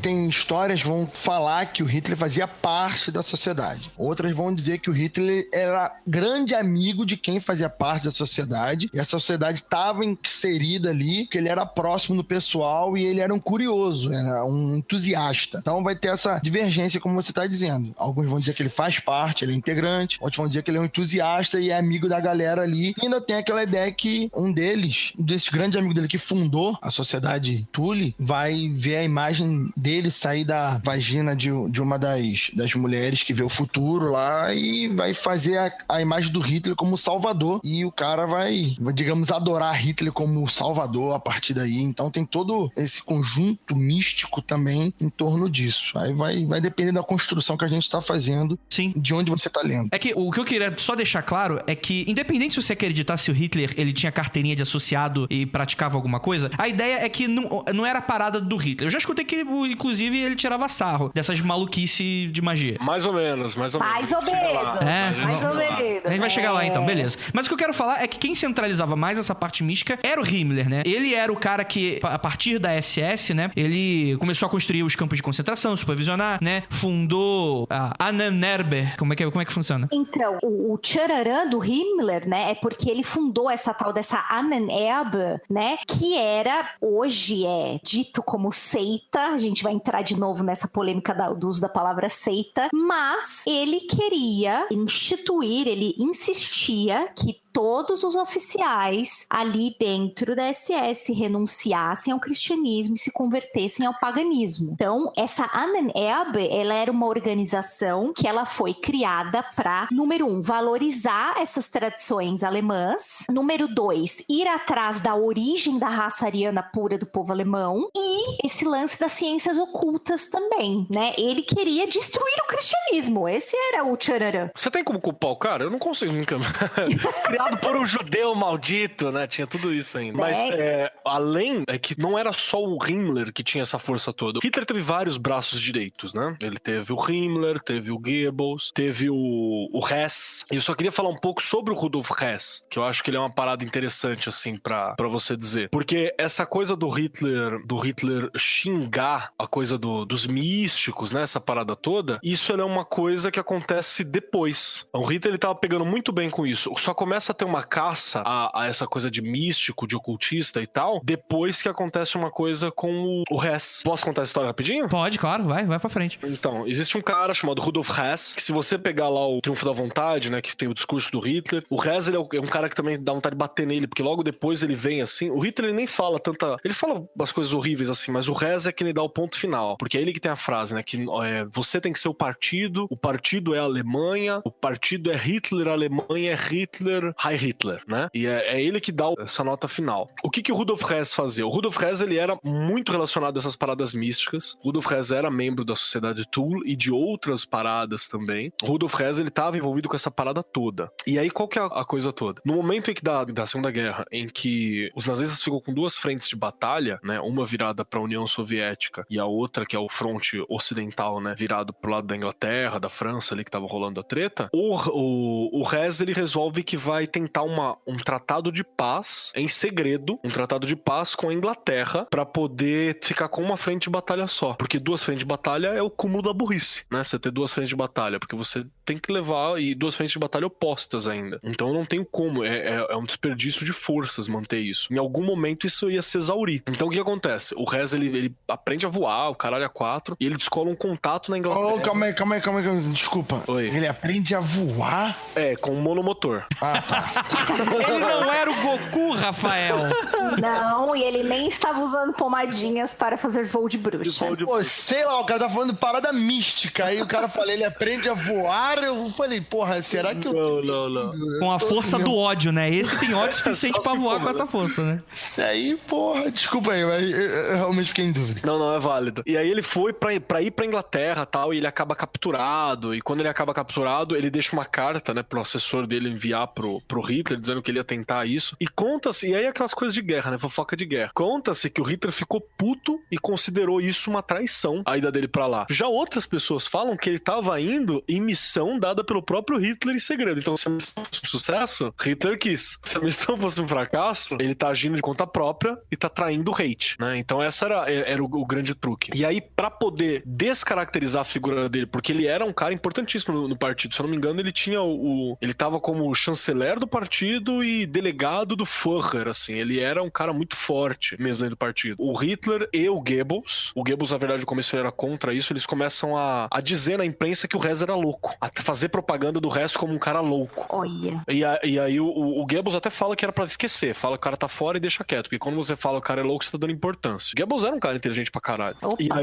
E aí o Hitler acha que não, e ele conversa com outros caras do partido, e eles fazem uma coisa chamada Action Hess, que é a ação Hess, né? Onde eles prendem astrólogo, falso curandeiro, ocultista, curandeiro de verdade, arregaça com ordem esotérica. É aí que o pau fecha, entende? Aquela coisa toda de expulsar a ordem esotérica, de fazer a galera correr, essa coisa toda, expulsar a gente, prender líder de ordem e começar a transformar os praticantes do ocultismo como bodes expiatórios de loucura, que é pra dar fundamento a Action Hess e mostrar poder, mostrar força, entende? Então é aí que você começa um Hitler que mete o pau nas magias. Uhum. Antes disso, você não tinha esse Hitler que mete o pau nas magias. E ele só faz isso por quê? Porque as práticas, abre aspas, mágicas, as sociedades esotéricas e tal, as coisas que o Himmler propunha, que era um ocultistão, já eram parte intrínseca da visão de mundo do partido nazista. Uhum. Então, pau no cu das ordens esotéricas seculares, né? Sim. Que não tem nada a ver com o governo. Não, mas Thule continua, né? O Himmler continua. A Thule, sim, ela se mantém. Ela aparentemente, ela se mescla muito com a SS, né? Uhum. Ô, Kelly. Oi. Vendo o que você tá me contando agora aí e tal, falando aqui, parece que em pouco tempo o Hitler, ele meio que também quer monopolizar o mundo esotérico alemão, porque depois, conforme ele vai se sentindo cada vez mais poderoso, cada vez mais divino, ele começa a remeter esse poder pra pessoa dele. Então parece que ele também tá fazendo literalmente o papel de centralizar os poderes místicos na pessoa dele. Então ele expulsa essas outras menores, deixa aquela principal dos amigões dele, e porque ele já é centrado como o cara, o discípulo ali maior, o apóstolo, né? Então talvez seja um pouco disso que eu tô entendendo. Sim, é muito isso até porque ele tinha uma coisa assim, que foi, sabe, uma coisa na magia muito comum é a construção de papéis. Se você não tá satisfeito com quem você é hoje, você assume, faz uma assunção de uma forma, né? Você constrói um papel e você assume esse outro papel, essa outra persona. O Hitler, ele tinha socialmente, não ele que assumiu, né? A gente fala o Hitler, parece que o cara tomava todas as decisões. Existia ali o comitê Hitler, né? E a galera influenciou tanto pela música do Wagner, né? O Richard Wagner, ele tem uma ópera chamada Parsifal, quanto pela própria mitologia que estava sendo recuperada, ele tava lá redonda e tal, e pai, cavaleiro e não sei o que. Ele se autocolocava na posição de um Percival, sabe? Um cavaleiro virgem, entende? Aquele que possui o Graal, aquele que guia, aquele que vai tirar os outros cavaleiros da decadência. Não à toa, se a gente for ver. É que assim, é um processo de algumas décadas, né? Mas eles começam a tirar pra todos os lados, então eles vão desde pro esoterismo oriental, né? Daí, por exemplo, vai tirar a suástica, só que vai se centralizando, né? E o Partido Nazista, ele vai financiando expedições. Então, por exemplo, essa história aí do Percival, isso é muito interessante porque quando eles literalmente procuraram o Santo Graal, justamente por causa do livro, né? Tem um livro, Percival, de um dos autores e tal, que ele achava que, o Himmler, achava que era real e tinha pistas de onde estava, e eles procuraram não só o Santo Graal, como a Arca da Aliança e a Lança de Longimanus, né? Sendo que a Lança de Longimanus supostamente foi a única que ele conseguiu. Isso é interessante porque tá aí pra dar força pra essa narrativa. Cara, a gente tá falando aqui, galera, de uma galera que tava tentando emular martelo do Thor, indo pra o Himalaia falar com lama, né? O lama é tipo o papa dos caras lá, né? Falando com a galera lá, indo pra... Cara, vai pra todos os lados, até provavelmente, aí eu concordando com vocês, vai se aproximando aí do fim do partido, provavelmente, ou no desespero, ou então nessa sede por poder, eles provavelmente devem escolher uma coisa ou outra aí que faça mais sentido dentro da narrativa deles. Não à toa, que os ouvintes vão lembrar muito bem disso, essa ideia é usada justamente no filme do Capitão América, né? Naquele lance deles procurando o Tesseract. Sim. O nazismo tinha muito dessa pegada aí dos itens mágicos e tal, dos poderes. O Caveira Vermelha até fala, né? Tipo, não, isso aqui tá muito mais, isso aqui é coisa de deuses, né? O que é, assim, que eu já não gosto desse primeiro filme do Capitão América, que é o filme de Segunda Guerra onde que não tem nazista, que eles estão no meio da Alemanha e não tem nada nazista com vida da puta. Porque Marvel é uma bosta, né? Então... Concordo. Mas vamos lá, cara. Vamos passar um pouquinho para essas expedições, porque assim... Essas expedições são da hora, né? Sim. A Lança do Destino, o Santo Graal e a Arca da Aliança foram literalmente procurados pela galera do Partido Nazista. Rolou financiamento de verdade pra galera. E tinham diversas pistas. Então, por exemplo, acredito que o maior embasamento aqui é a Lança do Destino. Porque, pra quem não sabe, a lenda, a gente tem um episódio sobre a Lança do Destino, vou deixar aí no post pra vocês, caso vocês queiram relembrar. Mas o resumo da ópera é a lança que feriu Jesus lá, que deu o Senhor Longinos, deu aquele cutucão lá em Jesus. Pra quem não sabe, ele não foi apenas crucificado, né? Teve o lance da lança, né? Que o cara foi curado. Como é que foi essa história aí, Kelly? É o Senhor Longuinho, não se esqueçam. Só um longuinho. É o longuinho que você dá os pulinhos. Curado pelo sangue de Jesus, caiu na cara dele que ele era cego. E teria sido a lança quem matou Jesus e não a cruz. Como é que ele acertou a lançada se ele era cego? A galera ficava assim, vai ali, mas pra direita. Tipo, já brincou de... Fizeram um cabra cega com Jesus. Que blasfêmia, meu Deus, nós somos fodidos. Vai dar de cristão agora, Ju? Eu não, mas... Eles fizeram uma cabra cega com Jesus. Tem que concordar que fazer cabra cega com um romano ao meu entendimento, parece divertido. Que foda. Com o romano cego, né? Tá tudo errado, galera. Essa galera são muito... É tipo, vamos pra um campo de fuzilamento. Quem vai atirar vai ser o ceguinho. A gente vai girar ele algumas vezes e vai ficar falando, pra esquerda, pra direita. Vamos ver se tá certo. Então, conta espeta quem? Espeta o barbudo. Mas enfim, tem um outro filme também maravilhoso que a galera mística adora, que é o Constantine, que tem essa pegada aí da Lança do Destino. Então, o Constantine é interessante porque o que acontece? Existe muito dessa mítica que a Lança do Destino, né, como ela vai ser conhecida popularmente, ela teria essa narrativa de que quem estivesse com ela teria o poder absoluto, né? Seria invencível, né? E aí, por exemplo, em teoria essa lança se perdeu. É dito que essa lança, ela só seria reencontrada 500 anos depois por um historiador da época que, enfim, que acabou achando ela lá em Jerusalém. O resumo da ópera é essa. E aí tem essa narrativa de que essa seria a lança verdadeira, supostamente, e que teria pertencido ao general franco Karl Martel, ao Carlos Magno, Napoleão Bonaparte, ao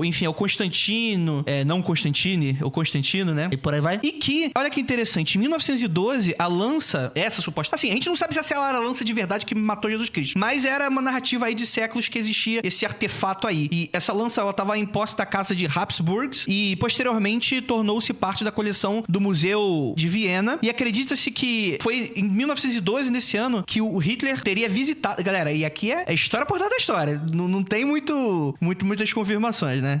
Não tem documento. Pode não ter acontecido porra nenhuma disso aqui, né, cara? Como provavelmente não aconteceu. Caso na prédia que não aconteceu. Mas, segundo dizem, em 1912, antes do Hitler ser o Hitler, né? Ele teria ido nesse museu e ficou fascinado pela lança em exposição. E no ano de 38, décadas depois, após o Hitler ascender ao poder e anexar a Áustria e a Alemanha, ele ordenou que a lança do destino, assim como toda a coleção, fosse enviada para Nuremberg. E em 1944 foi construída uma abóbada secreta subterrânea para proteger ela. E no dia 30 de abril de 1945, o exército americano teria invadido essa abóbada e resgatado essa lança do destino. E olha que interessante, esse é o dia que o Hitler se suicidou. Então você tem um pouco dessa narrativa do ele perde no momento em que ele perde a lança, né? A mitologia por trás dela é que ela é a lança que matou um deus encarnado, né? Ou o deus encarnado. E ela teria ficado fodástica por causa disso, né? Ela é poder cristalizado. Quem possui ela, possui poder. Aí que tá, é isso que eu ia falar.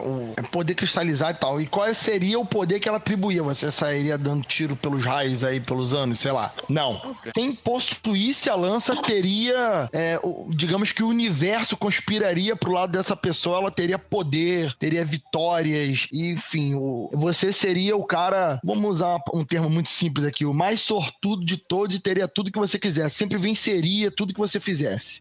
Mais ou menos isso. Ele ficou chateado que ele perdeu o símbolo fálico dele. Que isso, gente? Porque ela pega na lança, porra. Pega aqui na minha lança e balança. E sabemos que esse pau não funcionava mais, hein? Não. Olha lá. E, já que a gente tá falando de símbolos fálicos, um símbolo oposto, acho que a gente pode falar que é o Santo Graal, né, Ju? Ele nunca conseguiu. Então, olha aí, ó. Nunca. Pronto, pra você falar. Ele tá em Oak Island, tá lá enterrado, não vai conseguir.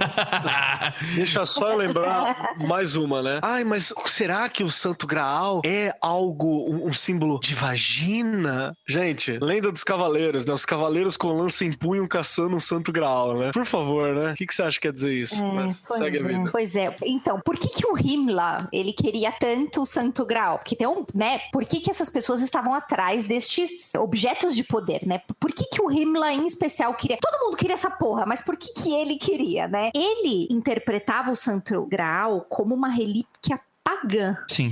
O Santo Graal, olha lá. Não, cristianismo, nadinha. Paganismo, rainha. Era isso que ele queria falar, né? Essa busca pelos nazistas pelo Santo Graal é exatamente isso, porque ele é uma prova de que, olha, isso aqui será a resistência germânica, isso é a prova de que o paganismo existiu e é muito melhor, babá. Aí ele bota o Otto Hahn pra ir atrás dessa porra que também era outro maluco que queria o Santo Graal. Sim.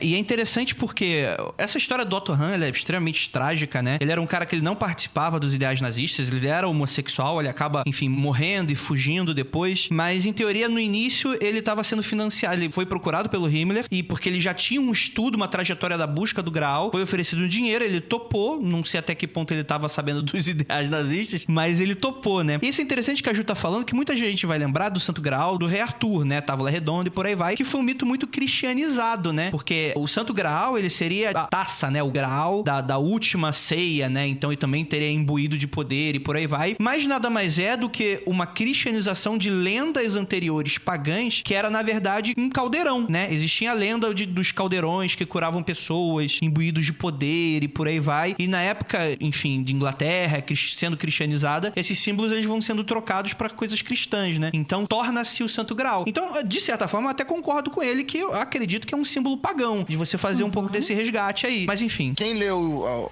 as crônicas arturianas, né, do Bernard Cornwell, vai lembrar justamente disso aí, que ele faz justamente essa mostra que o caldeirão, da taça e tal, é bem interessante. E como o Andrei falou, a história do Otto Hahn é muito triste, porque quando ele foi descoberto como homossexual, ele serviu pros ideais nazistas até quando ele, entre aspas, se encaixava ali. Quando a galera descobriu que ele era homossexual, homossexual, ele foi mandado pra dar rau, gente. Ele falou, putz, você é homossexual. Então, peraí, não dá pra ficar aqui, né? E dizem, né, e aí isso é discutido nos documentos, aí o Rafa e o Keller me ajudam, que a galera do partido já sabia que ele era homossexual e meio que foi levando isso do tipo, fazendo vista grossa, entre aspas, até que ele cumprisse um certo papel dentro do partido. Depois que ele foi usado, ele foi descartado. Então, assim, cuidado quando você aí fala assim, não, a pessoa, o ciclano que tem umas ideias tortas, imagina, ele não é contra homossexual, não, ele não tem nada. Você será usado até você ter valor. Depois você não vai mais ter valor e você vai ser descartado. Só pra dar um exemplo, né, a gente tem aí na história do próprio nazismo que isso já tinha acontecido, né, na figura do Ernest Röhm, que ele era o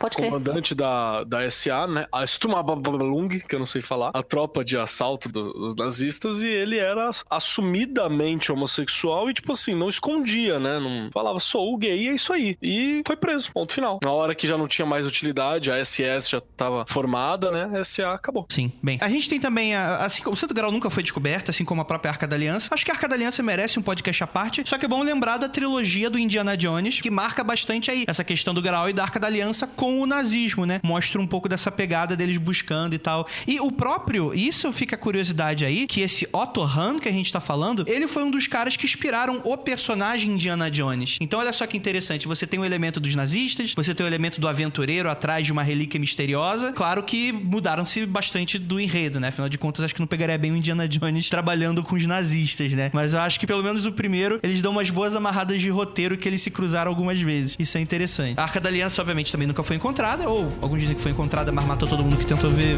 e abriu.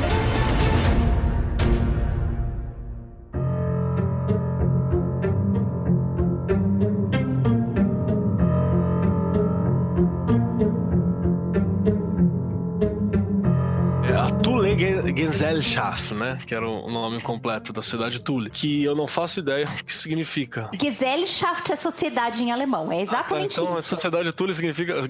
Sociedade Thule, perfeito. Legal. Que era falava que era uma cidade com quase 2.000 anos, né? Pelo menos, acho que 1.500 anos se dizia que ela tinha, sem documento, obviamente, porque nada tinha. E que ela viria das tradições do druidismo, Asatru, Vanatru, Odinismo e por aí vai, né? Uma outra característica importante da cidade de Thule, que é legal falar, foi que eles recuperaram um documento antissemita chamado Protocolo dos Sábios de Sião.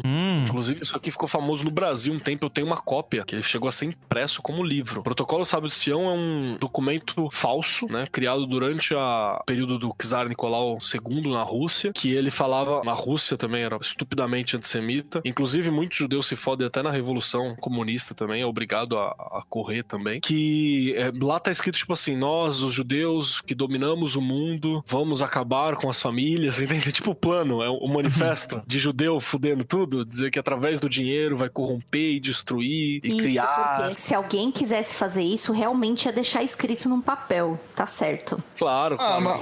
Mas pessoal, isso aí só pra gente voltar aqui ao assunto do início, foi usado por Vargas pra dar golpe aí, falar que o socialismo invadiu o Brasil e tal, então assim, é uma prática comum, só pra exemplificar aqui, as pessoas caem fácil nisso. Sim, de boas. Tá aí as fake news que não me deixam mentir, né, cara? Não, cara, assim, é porque aqui no Brasil, hoje, não é tão comum no discurso o antissemitismo contra judeus, apesar de existir. Não tô falando que não existe, existe. Só que lá fora, principalmente quando vem muito dessa coisa importada, principalmente americano, ainda tem muito dessa coisa de você lutar contra essa ideia fantasmagórica, judaica, globalista. Hoje, aqui no Brasil, é tipo marxismo cultural. Essa bobagem toda aí que o pessoal coloca, esses fantasmas aí que não existem, geralmente é nisso que o pessoal se foca, né? Você vai bater nesse inimigo invisível porque é mais fácil, né? Você coloca essa teoria da conspiração. Quem são eles? É a mídia, é o dinheiro, é Hollywood, é toda essa narrativa, né? Estão contra a gente, né? A gente precisa fazer alguma coisa, né? A gente precisa eleger alguém de fora, né? E vamos eleger esse cara aqui que tem umas ideias bem bacanas aqui que representa o que a gente quer, né?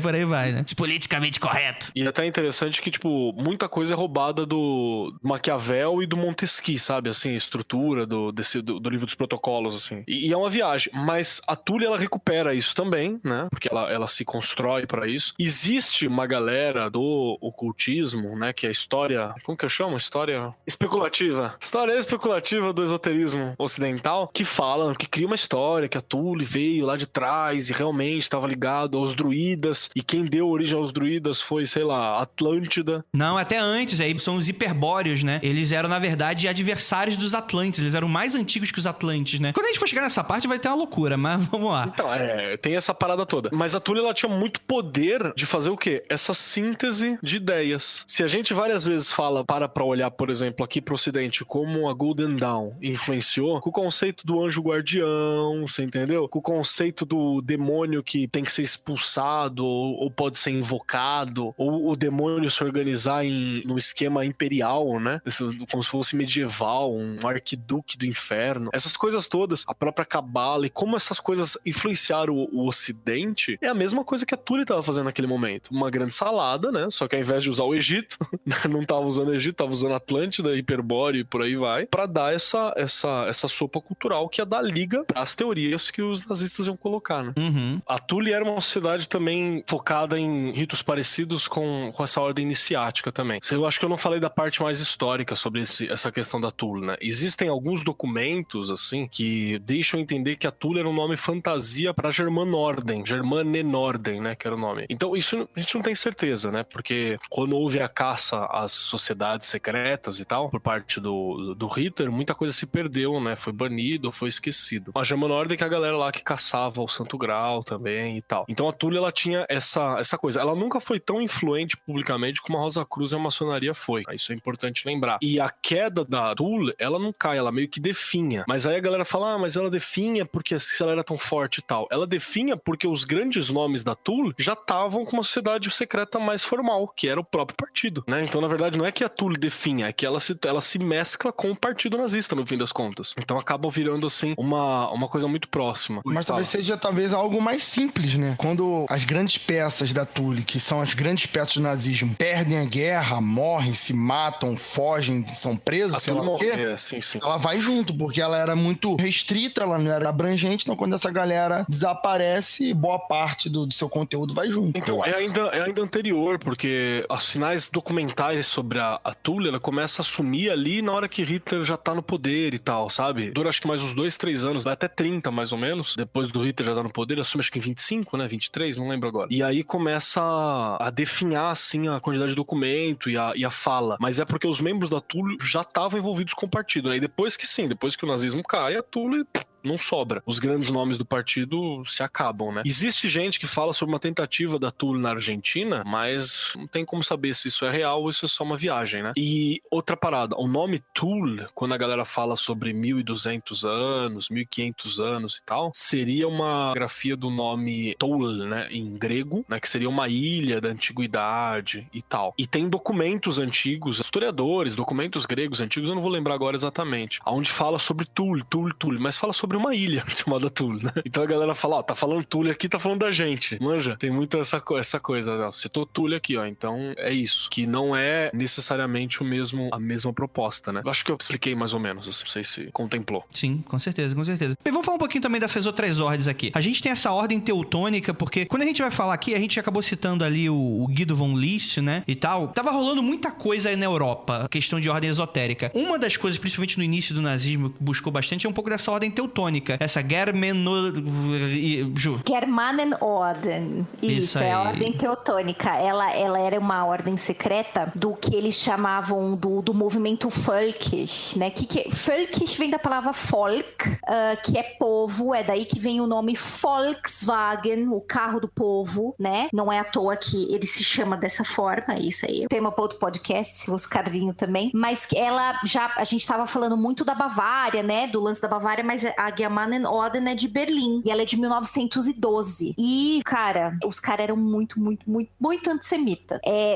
Um dos caras que fundou a ordem era um aluno do von Liszt, acho que ele chamava Philipp, alguma coisa. Philipp Stauff. Philipp Stauff, isso. E aí, eles fundaram essa ordem em Berlim. Muita gente que participava dessa ordem veio ocupar posições, assim, elevadíssimas no Partido Nazista depois. Então, era tudo famoso QI. Sim. Quem indica. E acho que uma das coisas mais interessantes, assim, é que o símbolo da suástica, ele era utilizado pela Germanorden, né? Eram eles que utilizavam a suástica em primeiro momento. Depois foi utilizado também pelo Partido Nazista, né? Sim, sim. A gente vai falar da suástica daqui a pouco. Só pra lembrar, existe uma ordem teutônica católica, tá? Não é essa. Não é essa, Essa é a Geamanen Orden. Mas isso é interessante a gente colocar aqui, porque o cristianismo ele foi meio que abolido, entre aspas e tal, mas você tem algumas narrativas dentro desse ocultismo nazista que ele tentava repuxar um pouco do cristianismo, olha aí. Quem fala é a Carla Sattler, que é nossa ouvinte, que quando ela viu, ela deixou aqui um comentário bem bacana, que de um livro que ela estudou no mestrado, que é O Santo Reich, que o historiador discute cristianismo no nazismo, que havia dois grupos, um pagão e um que defendia que Cristo era o primeiro ariano, pois negou e suplantou o judaísmo. É uma narrativa interessante, né? Olha, e sabe por que era forte isso também? A gente não pode esquecer que nesse período o Papa era o Pio XII, né? Que era um Papa alemão. Papa nazi, né? Que é o Papa que olhava e falava assim, finge que não aconteceu aí. Né? Exatamente. O Papa que fechou os olhos pro nazismo. Bem, a gente não pode deixar de citar, e pouca gente fala, né? Muita gente fala da sociedade de Thule e esquece da sociedade Vril, que é de total importância pra magia prática dentro do ocultismo nazista, né? Porque essa sociedade de Thule, ela teria sido fundada pelo general Karl é o general Karl Haushofer, que também era de Berlim. Sim. Ele era aluno do mágico e metafísico russo Georgy Ivanovich Gurdjieff, acho que a pronúncia é mais ou menos essa. E o principal objetivo dessa sociedade de Vril era explorar um pouco dessa origem da raça ariana e praticar exercícios de concentração. Então eles misturaram muita coisa oriental, misturaram com uma obra de ficção chamada A Raça Futura, do Edward Burley Lytton, e especula-se bastante que o Vril, de onde que vem esse nome? Seria essa energia, a magia que a sociedade de Thule objetivava dominar. Então seria como uma energia telúrica que oferecia a capacidade de quem utilizasse de curar, ferir, levantar objetos, propiciar a elevação dos usuários dessa energia a uma dimensão superior. Eram os Jedis, né? Eles queriam se tornar os Jedis controlando essa energia Vril, né? De novo, essa energia Vril seria de um povo antigo, dos Viriats, se eu não me engano, que eles acharam um livro que contava a história de um povo muito antigo que tinha esse poder, onde até uma criança tinha poderes impressionantes, e desse livro foi tirado essa boa parte dessas histórias, energia Vril e tal, mas esse livro até hoje, pelo menos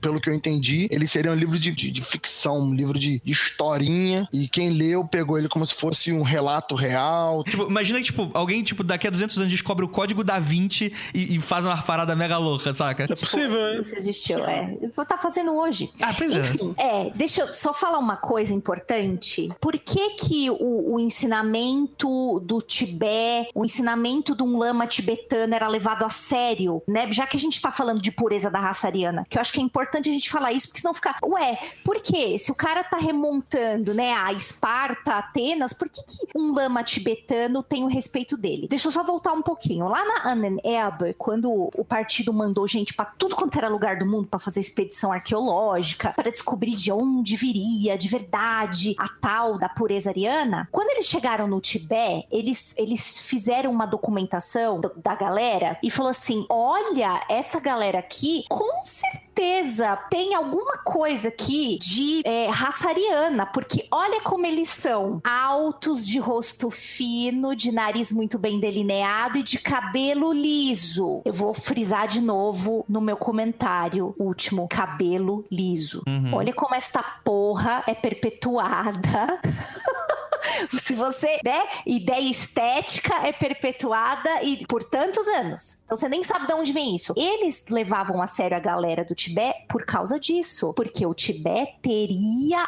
olha, aqui parecem muito os Geamanen, os originais. Olha, com certeza teve uma mistura aqui com a raça original. Então a gente vai levar esses caras a sério. Esses caras têm o que ensinar pra gente. Sim. É uma das sociedades, por exemplo, que buscavam isso no Tibete. E eu acho esse nome muito legal porque me lembra muito Twin Peaks, essa tal de Luminous Lodge, né? O alojamento luminoso, né? Que tem muito dessa coisa de procurar... Assim, tudo isso que a gente tá falando, gente, a gente voltou aqui um pouquinho pro início da fundação do Terceiro Reich. Tudo isso fazia parte, né? Era esse bolo, essa sopa que o pessoal tava fazendo, né? E aí a gente chega na suástica, que da onde que o pessoal tava tirando isso. E é interessante salientar que a suástica, ele é um símbolo muito interessante porque ele foi marcado, né, e manchado pelo nazismo. Inclusive é a suástica invertida, mas eu acredito que quem é muito leigo nisso, mesmo que veja a suástica original, acaba se confundindo também. Mas ela é um símbolo que já foi plenamente usado em diversas culturas, né? A gente fala bastante do oriental, né? Inclusive, acaba chocando bastante. Às vezes o pessoal vai num templo budista e acaba vendo, nossa, não tem nada a ver, isso é bem antes, né? Mas existem suásticas até em outras tribos, né?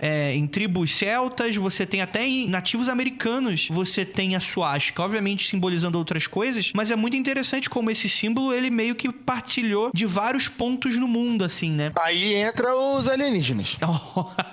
Vai tomar no cu, rapaz. Que é coincidência? Não, era a suástica voadora. Mas é interessante porque a suástica justamente é um dos símbolos mais antigos da humanidade, né? Tem cerâmica na Grécia, índio navarro, tem em todo lugar, cara. Budistas, gregos, hindus, astecas, celtas, tem pra todo tipo de gosto, tamanho e posição, né? E é um símbolo que tá radioativo, né, cara? Tipo, vai passar aí uma centena de anos aí sem poder ser utilizado pelo símbolo que ele é mesmo, né? E ele foi reescrito por Hitler, né? Que ele declara do Mein Kampf, abre aspas, o vermelho expressa o pensamento social que está sob movimento. O branco, o pensamento nacionalista. E a suástica significa a missão a nós reservada. Ou seja, qualquer coisa, né? Que é a luta pela vitória da raça ariana e, ao mesmo tempo, o triunfo do ideal de trabalho criativo em si inerente, que será sempre antissemítico. O verde é das matas, o amarelo, desespero. Azul, não sei. É isso mesmo, é bem assim mesmo, cara. Sim.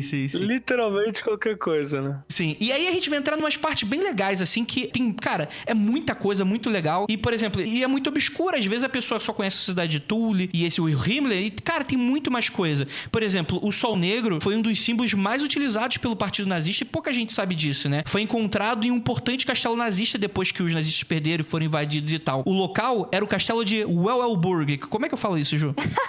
Wewelsburg. Foi quase isso. Quase isso.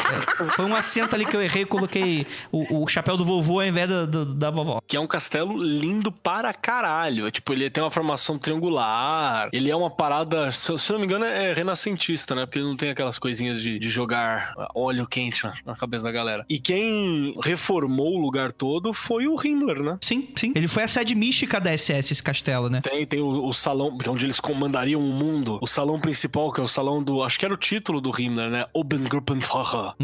Eu acho que era esse o título. O salão principal, né? E esse rolê do Sol Negro não era pra qualquer um, não, dentro do partido. Era só a galera de muita alta patente. High profile, né? Era high profile. Tanto que por isso, né, que a galera diz que o Sol Negro não ficou tão popularizado, né? O símbolo não ficou tão ligado à SS. Porque era só a galera, tipo, era por baixo dos panos. Aquilo era uma sociedade secreta mesmo, entendeu? Eram poucos que estavam ali, que tinham também a licença e a permissão de ir até esse castelo e participar de todo o rolê lá. Da suruba. Isso. Mas isso é interessante, cara, e chamou bastante atenção, porque quando a galera invadiu, cara, tinha um sol negro gigantesco, destacado no piso de mármore do hall dos generais, estampado. Era uma imagem que, quando, devido à luminosidade, ficava um sol negrão mesmo, assim, é bem bacana. E é legal porque ele tem muito dessa simbologia do sol oculto, do sol morto, que eu acho particularmente bem curioso, assim, né? Que seria essa contraparte, né? Seria você despertar essas forças, esses poderes ocultos, né? Como se tivesse algo a mais pra se buscar além do próprio sol, né? Seria esse irmão morto, né? Que ninguém consegue ver, né? Só certos iniciados. Isso é uma narrativa interessante. E aí a gente chega nessa questão da ciência nazista, e eu prometo que vai ser bem rapidinho, a gente vai entrar mais no outro lado, porque a gente vai falar um pouquinho da cosmogonia glacial. Porque, como eu falei lá no começo do podcast, eles trocaram tudo pelo que eles queriam. Já que tudo é judeu, então a gente vai fazer a nossa ciência, a gente vai fazer o nosso misticismo, a gente vai fazer as nossas paradas aqui. Então você tem essa cosmogonia glacial. Sem judeus e com jogos e prostitutas, né? E, cara, isso realmente foi posto em prática. A gente, às vezes o ouvinte tá falando, acha que é balela, mas não. A teoria da relatividade foi renegada porque o Einstein era judeu. Diversos pensadores alemães, filósofos, cientistas, físicos, eles foram expulsos da Alemanha e acabaram, obviamente, trabalhando pros aliados, ainda bem logo depois, né? Contra, que obviamente, né? Foram despatriados, expulsos e por aí vai, com tudo roubado, e levaram todos os seus conhecimentos pra ir fazer diversos experimentos e tal, né? Mas isso marca bastante por essa coisa anti-judaica, né? Então, o darwinismo não prestava, a teoria da relatividade não prestava, muita coisa não prestava, né? Então, eles tiveram que reconstruir isso com uma anticiência muito louca, né? Então, grande parte foi dessa cosmogonia glacial, de que o universo ele teria se formado, na verdade, por grandes forças, né? De fogo e de gelo, que quando eles se colocavam juntos, ele criou o universo, né? E aí você tem diversos, aí mistura bastante das mitologias nórdicas, né? Então, por exemplo, você fala que os primeiros arianos, eles seriam os gigantes, né? Que eles nasceram quando uma lua passou muito próxima da Terra, e aí nasceram os grandes gigantes, e eles foram os primeiros hiperbóreos, né? E que eles estariam adormecidos. Galera, a loucura era tanta que eles acreditavam, e isso tem em discurso, não é tipo, não é a galera do que recebeu o panfletinho dentro da ordem, do tipo, venha convidado nossos comes e bebes para falar com o gigante. Não, era tipo, tava no discurso do cara. Temos biscoitos. Temos biscoitos. Temos bolo. Meninas tragam bebidas e... o contrário, né? Meninas doces e o meninos bebidas. Exatamente. Não, tinha discurso isso. Eles acreditavam na teoria da Terra Oca. Eles acreditavam que esses gigantes eles estavam ainda vivos, só que adormecidos. E que eles um dia se levantariam e por aí vai, né? Então, isso é muito... Eu, particularmente, acho interessante como essa visão tão desmiolada e maluca serve pra você encaixar no ideal que você quer, né? E isso é interessante. Inclusive, daí que vem essa ideia de que o povo ariano é esse povo resistente ao frio. É esse povo nórdico, né? A Rússia mandou um beijo. Que eles durariam no inverno, no terrível inverno russo, né? Famoso general inverno, né? Enfim, todo mundo sabe o que aconteceu com as tropas alemãs nazistas quando eles tentaram invadir a Rússia em 41. Horas, né? Eles venceram. Venceram, estão tudo lá batendo papo com o gigante, com biscoitos, comes e bebes. Sim. Ai, cara, essas coisas pelo menos são legais, né? Dá pra dar umas risadas, né? Eu só não vou falar que vocês estão fazendo pouco caso da religião dos outros, porque nazista tem que se fuder mesmo. Pô, por favor, né? É isso aí. Vou dar aqui algumas recomendações interessantes. O Rafael citou o filme Constantine, você tem a Lança Longínquos, você tem o primeiro filme Hellboy, que ele tem uma passagem que eu acho irada, quando chega lá o personagem principal, que eu agora de cabeça não vou lembrar que não é o Hellboy, quando ele chega lá na organização, eles falam dessa história paralela, né, que eles falam que na verdade o Hitler morreu anos depois do que tava nos livros de histórias, e foi só quando ele perdeu. Ceará, inclusive. Sério? É falado isso? Não, tem uma história que o Hitler veio pro Brasil, casou com a mulher negra, e ele era chamado de seu alemão, e viveu feliz, tá ligado aqui. Nossa, cara, pra mim é a verdade agora. Foda-se, Tarantino. Agora essa pra mim é a história. Não, a história é boa. Procura, chamado de seu alemão, casou. E tá, acho que no Mato Grosso, sei lá, uma parada assim. Ai, Jesus. Tem foto, cara, é demais. A história é maravilhosa. Mas interessante, é citado no Hellboy. É citado, vou fazer aqui um grande, também a recomendação do professor, o Eduardo Spohr. Ele tem o livro lá da trilogia do Filhos do Éden. Você tem o segundo. Cara, algumas pessoas têm algumas críticas ao primeiro, ao Batalha do Apocalipse. Pra quem leu e não curtiu muito, eu recomendo a trilogia do Filhos do Éden. Eu acho que tá supimpa pra caramba. Principalmente esse segundo livro, que é o Anjos da Morte. Excelente. Que ele narra bastante da Segunda Guerra, cara. E é muito legal porque tem rituais dos nazistas da sociedade de Thule usando energia vril. Uma parada bem Lovecraftiana que eu curti pra caramba, assim. Fica aí a recomendação pra você que gosta de literatura. Cara, o segundo livro realmente é uma obra. Eu gostei muito da Batalha do Apocalipse, mas o segundo ele tá de parabéns. E quem gosta dessa pegar a sociedade vril aí, ele usa muito disso, ele romanceia bastante, mas ele pesquisou sobre, então ele romanceia baseado em alguma coisa. É bem maneiro, é bem legal. Sim. O Eduardo Spohr ele manda muito bem em pesquisa, né, cara? É uma coisa que não tem como não falar, né? Ah, sim. Não, o Spohr é foda. É um dos grandes nomes aí dessa nova geração da fantasia brasileira, né? O outro é o André Fernandes.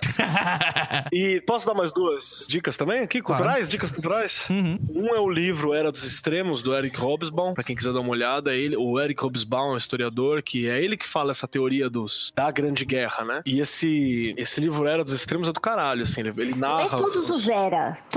Lê todos. Sim. Cara, Hobsbawm, pra quem fez faculdade de história, é leitura de cabeceira. E pra quem gosta de história, leia que você tá acertando muito. Sim, ele é um calhamaço, mas é bom. Eu tive que ler Hobsbawm na letra, sabia? Eu li todos os Eras, Interessantíssimo. Então não é chato, cara. É legal. Não, é legal pra Dedéu. Facinho, assim. E além disso, eu gostaria de aconselhar também uma série, né, bem legal, que tem, acho que é na Amazon TV. Mas você acha aí de maneiras, que se você procurar você consegue, que é O Homem do Castelo Alto. Eu acho que eu já falei dessa série em outra oportunidade. Maravilhoso. Sim, cara, que é baseado no livro do Philip K. Dick, o Filipinto, que fala justamente o Philip K. Dick, que fala sobre uma sociedade, uma realidade paralela, onde os nazistas descobriram a bomba nuclear. Os nazistas venceram. E eles lançaram a bomba nuclear no coração, em Washington, rachando os Estados Unidos no meio, assim. E aí os Estados Unidos, a cultura americana foi pro caralho, e você tem o Fatherland, né, que é a terra pai, né, que é a Alemanha, virou o centro cultural efervescente do mundo, e os Estados Unidos vira, tipo, uma colônia, né, uma colônia americana, assim. Então você vê os nazistas apagando o Holocausto, dizendo que o Holocausto não aconteceu, eliminando o judeu ainda silenciosamente, mas o Holocausto nunca aconteceu, entende? Assim, tipo, não é falado do Holocausto. Aí provavelmente ele usa o positivismo ao extremo, né? Ele ganhou, ele faz a história que ele quer. Não, é do caralho, assim, é uma série fantástica. Legal. E aí o que acontece nessa série é que aparecem fitas de vídeo não, né? São rolos de filme, de vídeo, mostrando uma realidade onde quem ganhou foi os Estados Unidos. Que na verdade não foi a União Soviética, mas como o americano escrevendo, né, mostrando quem ganhou foi o outro lado, e toda essa sociedade balançando e tal. É curioso, porque você vê essa coisa, né, de que o lado vencedor cria história e tal. É uma série muito boa, chama O Homem do Castelo Alto, né, The Man in the High Castle.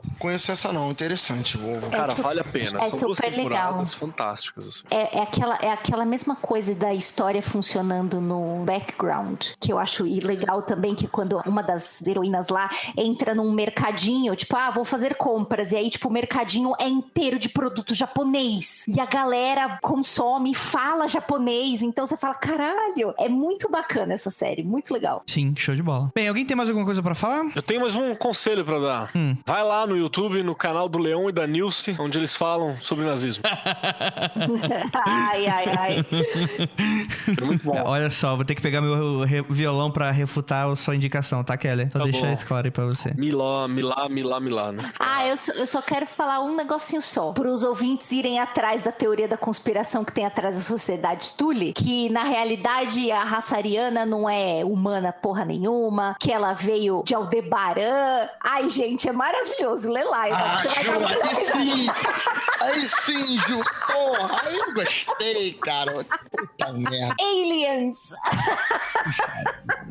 Isso é maravilhoso, cara. Eu também tem eu vou fazer duas indicações aqui, dois filmes maravilhosos. Um é muito bom, o outro é só bom, tá? O só bom é aquele que os nazistas estão na Lua. É um filme muito bom. Meu Deus do céu.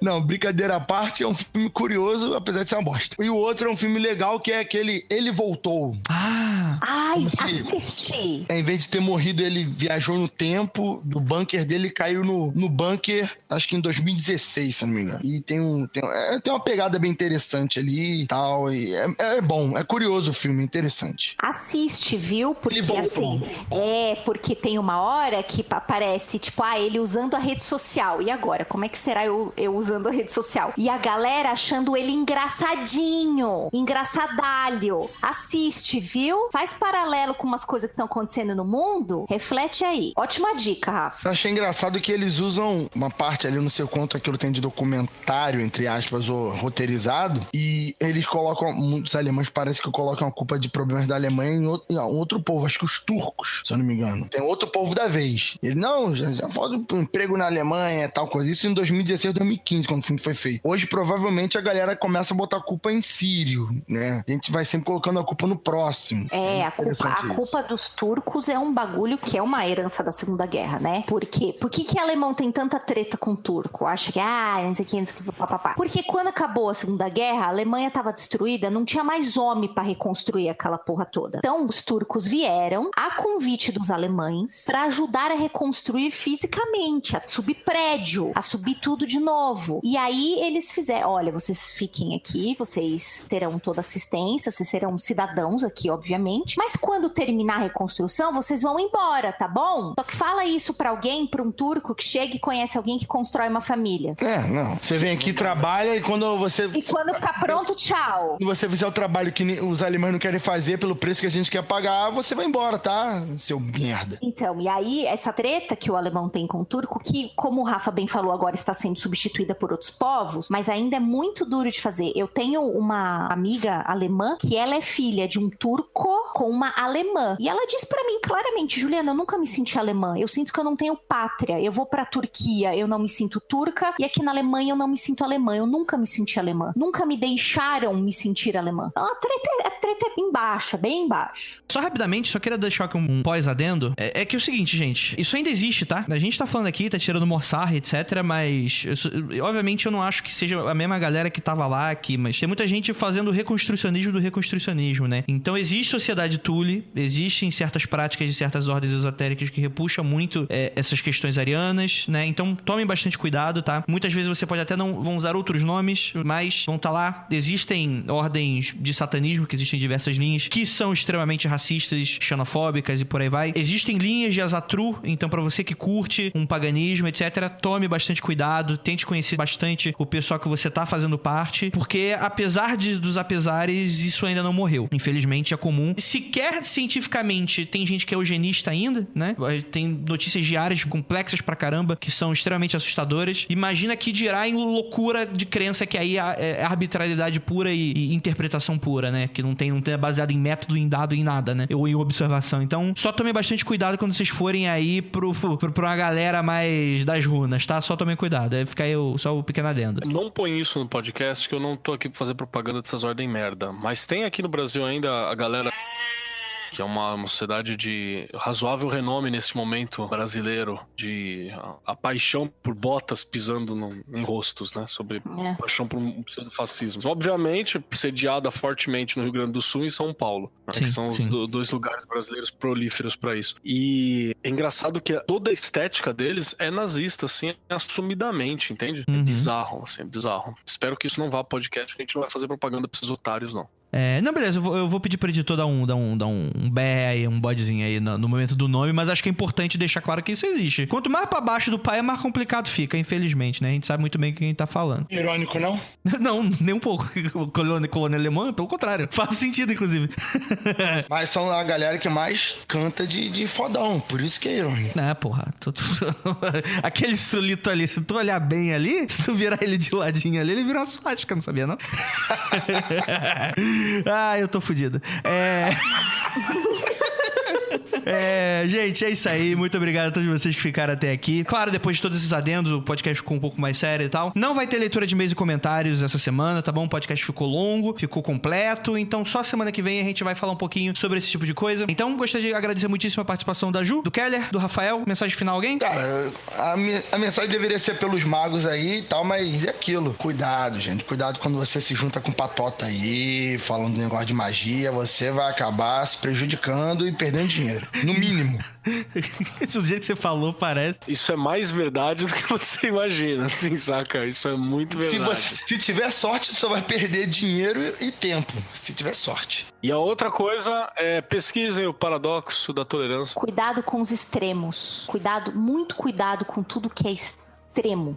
É isso. Beleza, gente, é isso. Muito obrigado por vocês ficarem até aqui e beijos no popô. Não olhem para trás.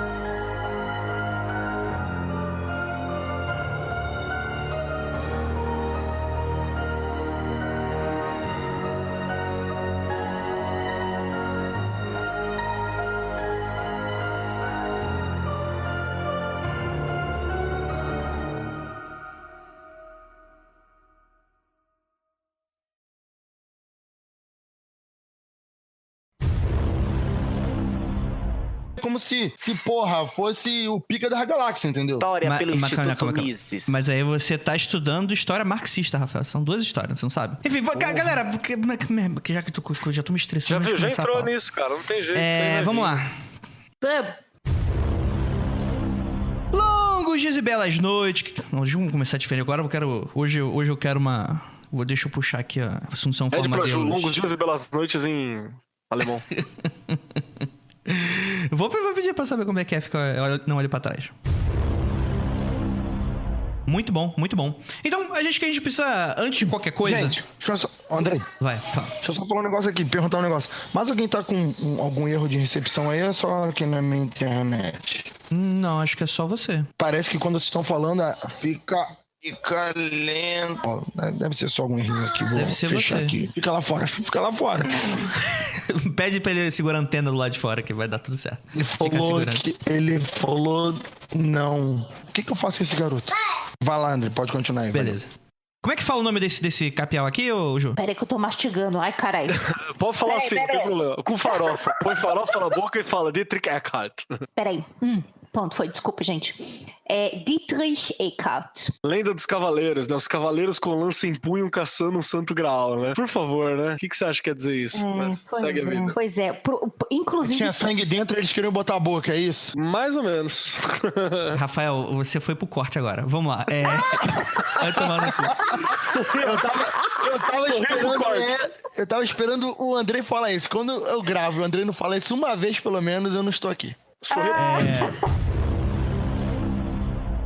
mundofreak.com.br